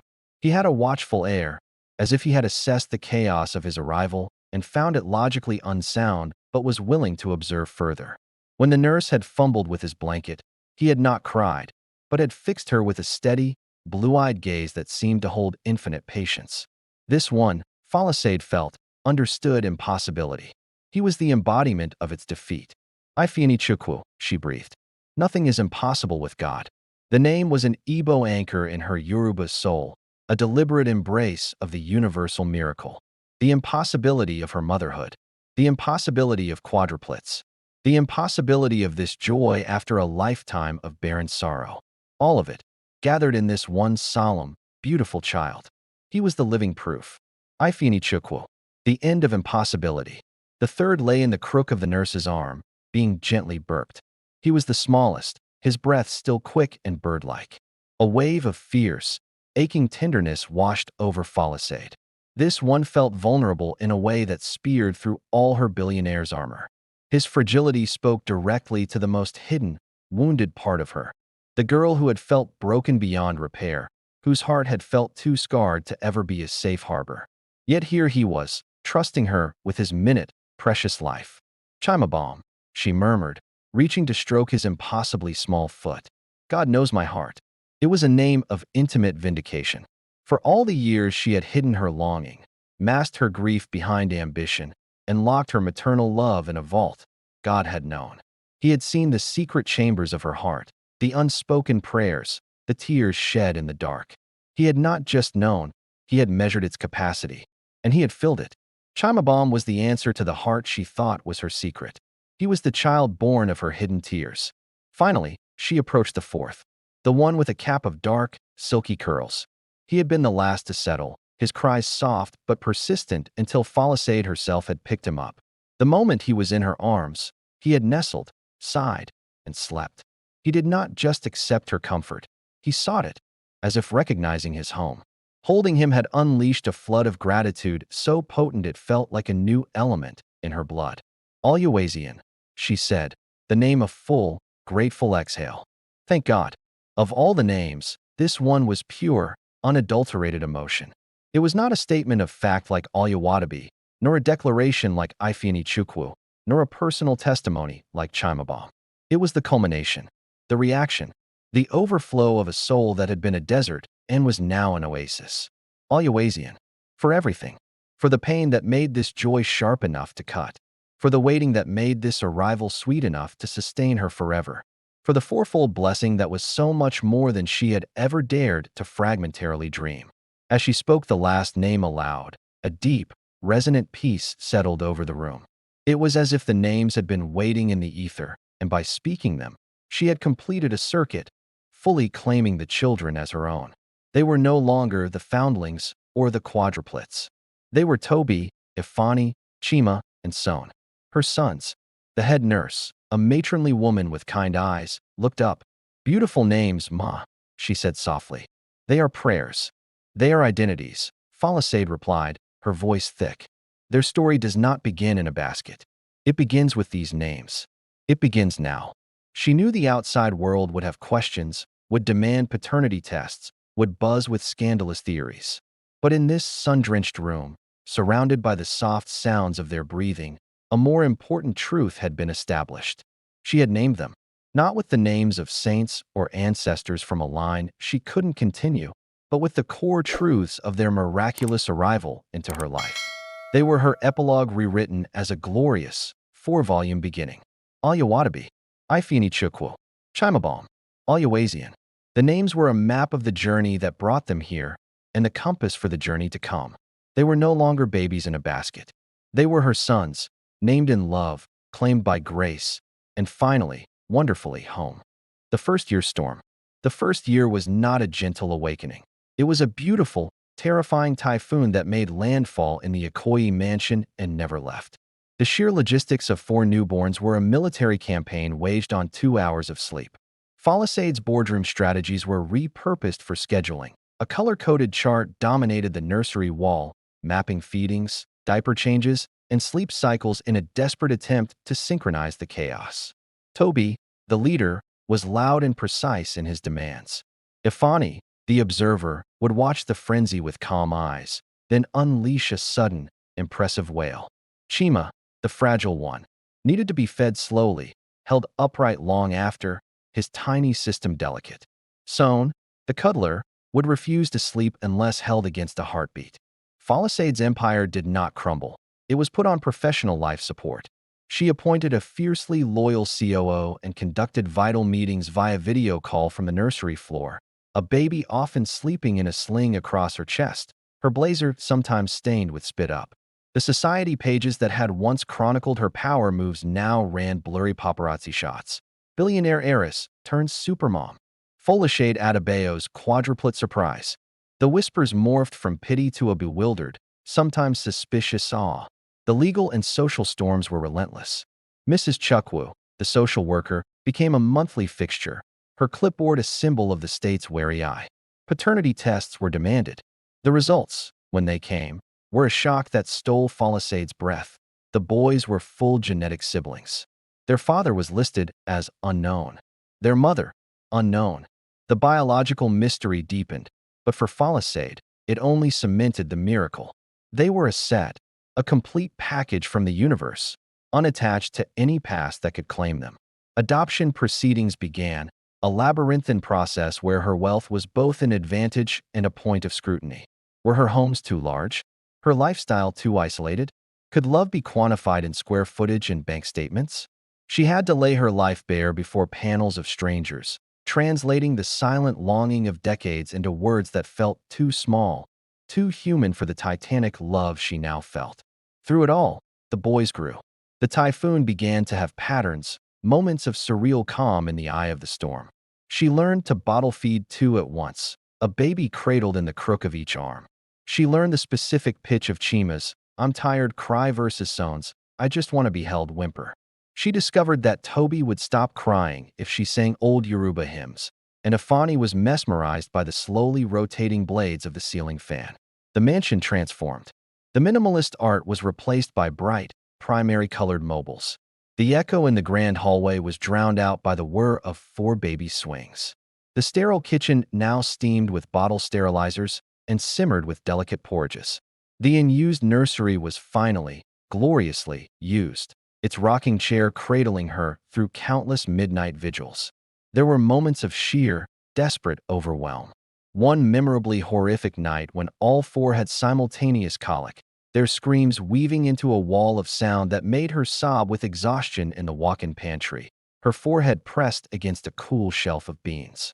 She had no partner to tag out with, no grandmother to call for relief. It was just her, the 4 red-faced, furious miracles, and the terrifying, wonderful totality of her responsibility. But then came the first smiles. Not gas, but real, gummy, eye-crinkling smiles. Toby smiled first, a triumphant beam after a successful burp. Ifani's smile was a slow, thoughtful dawn. Chima's was a shy, fleeting curve that made her heart clutch. Sohn's was a full-body affair, his eyes disappearing into joyful crescents. Then, the first laughs. She was making silly faces, trying to get Ifani to take his medicine, when a sound like tiny bubbles escaping water came from Chima's crib. She turned, and he laughed again, a pure, startled sound of joy. Soon, she could get them all going, a cascade of infant laughter that was the most exquisite music her silent house had ever known. The first year crested with their birthday. She did not throw the lavish party the world expected. Instead, she had a small gathering in the mansion's garden. The guests were her most loyal staff, Dr. Alabi, and a few true friends who had stood by her. The boys, now toddling with unsteady determination, were dressed in matching little Ibbata. They smashed into individual cakes, Toby with focused gusto, Ifani with analytical poking, Chima with delicate curiosity, and Sonbai gleefully attempting to eat his with both fists. As she watched them, covered in icing and joy, Mrs. Chukwu approached, her usual clipboard absent. She watched the scene for a long moment, then turned to Falisade. "The final report is ready for submission," she said, her voice uncharacteristically soft. "My recommendation is for the adoption to be granted unconditionally and permanently." The words were a legal formality, but to Falisade, they were the calm after the storm. The state was finally stepping back, ready to concede what her heart had known from the moment she lifted Toby from the basket. They were hers. "Thank you," Falisade whispered, her eyes on her son's. "No," Mrs. Chukwu said, a rare smile touching her lips. "Thank you. It is not every day we see a miracle so thoroughly loved." That night, after the last guest had left and the boys were washed, read to, and finally asleep, Falisade stood in the doorway of their shared bedroom.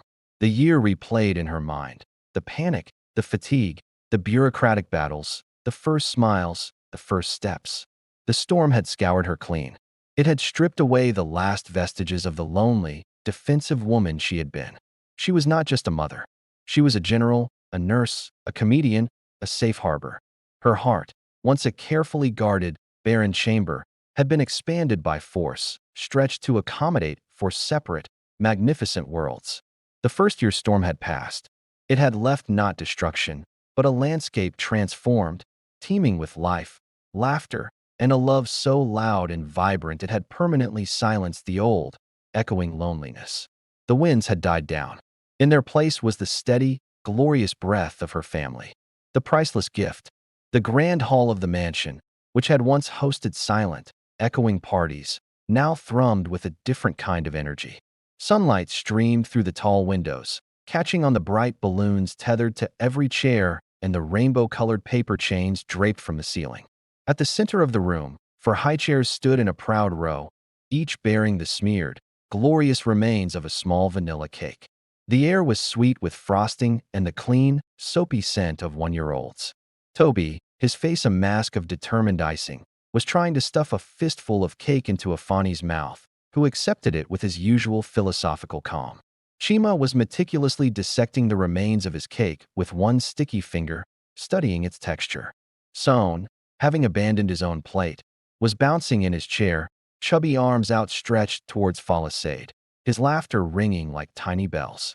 Surrounding them was not the glittering, anonymous crowd of her 50th birthday, but a circle of true faces. Graceful, elderly Mama Beezy who ran the corner shop and had knitted each boy a hat. Mr. Adeyemi, her first ever business lawyer, beaming as he bounced a giggling Son on his knee. Dr. Alabi and his wife, smiling without their professional masks. Even a softened Mrs. Chukwu stood to the side, holding a present wrapped in loud, cheerful paper. Folashade moved through the room, not as a hostess, but as the radiant, gravitational center of a new solar system. She wore a simple, elegant dress of coral pink, and her smile was not the practiced curve of a billionaire, but a genuine, uninterrupted glow that reached her eyes.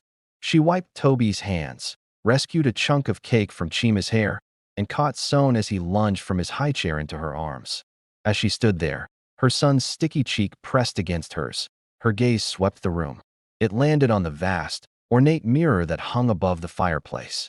For decades, that mirror had reflected a succession of solitary figures.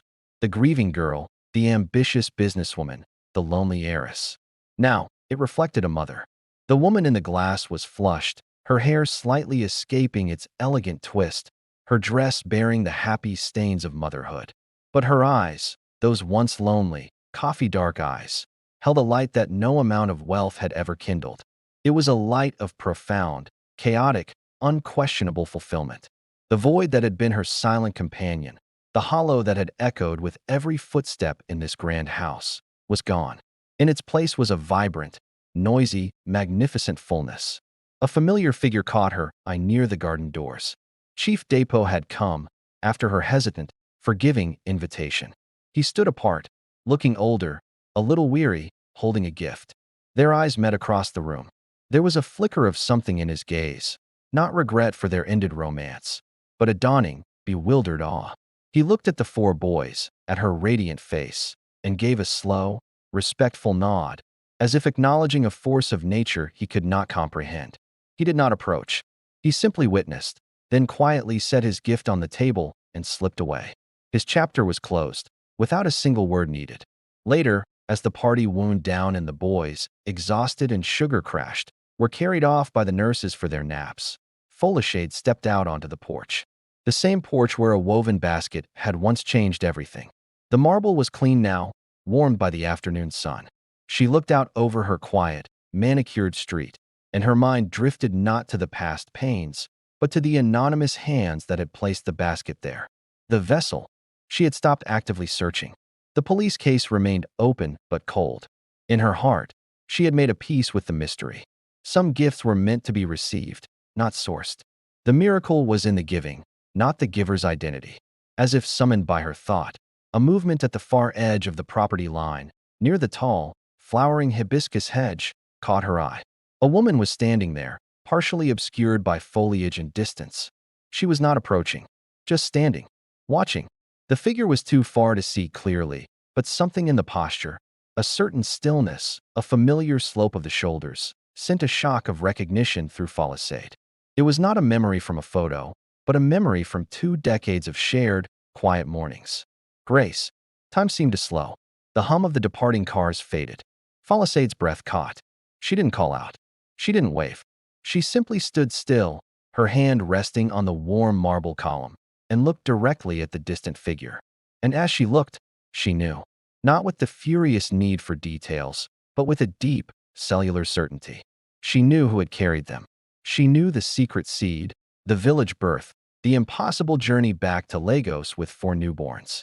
She knew the heart that had witnessed her loneliness and had, in a wild, flawed, magnificent act of love, sought to end it. The figure across the street lifted a hand. Not a wave, but a gesture of release. A benediction. It was a silent message. They are yours. My gift is complete. Tears, warm and quiet, filled Folashade's eyes. Not tears of anger or betrayal, but of a gratitude so vast it encompassed even the secret, the deception, the immense sacrifice. She gave a slow, slight nod in return. A nod that said, I see you. I thank you. They are loved. The figure lingered for one more moment, then turned and melted into the dappled shadows of the side street, disappearing as finally and completely as she had appeared a year ago. Folashade stood there for a long time, the sun on her face. The priceless gift had not just been the 4 boys sleeping inside. The gift was the entire story, the years of longing that made her arms ready, the failed loves that made her heart exclusive, the success that built a cradle of security, and the secret, sacrificial love that delivered the miracles to her gate. She was no longer the barren billionaire, the object of pity or whispers. She was Folashade Adebayo, mother to Oluwatobi, Ifeanyi Chukwu, Chimabom, and Oluwazian. Her legacy was no longer a chain of salons or a fortune in a bank vault. It was the sound of 4 little heartbeats under her roof, the future in their eyes, the love that had arrived not from her womb, but straight into the waiting, boundless expanse of her spirit.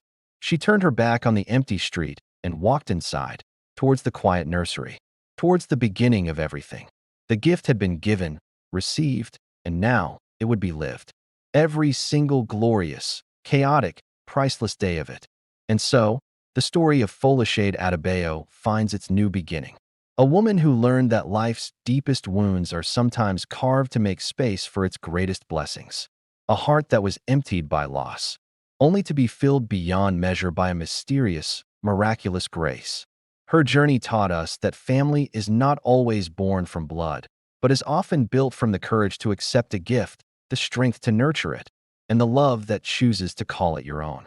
The boys, Toby, Ifeanyi, Chima, and Son, would grow up in a palace of love, knowing only the devotion of a mother who waited a lifetime for them. And Folashade? She would finally know the sound that silences all loneliness, the echoing laughter of her children, running through the halls she once walked alone. Thank you for walking this path of tears, hope, and miraculous joy with us. If this story of a love that arrives in unexpected baskets touched your heart, please consider subscribing for more tales of life, redemption, and the extraordinary turns of fate. Until next time, remember, sometimes the family you're given is the one that finds you at your gate. Cherish them. Goodbye.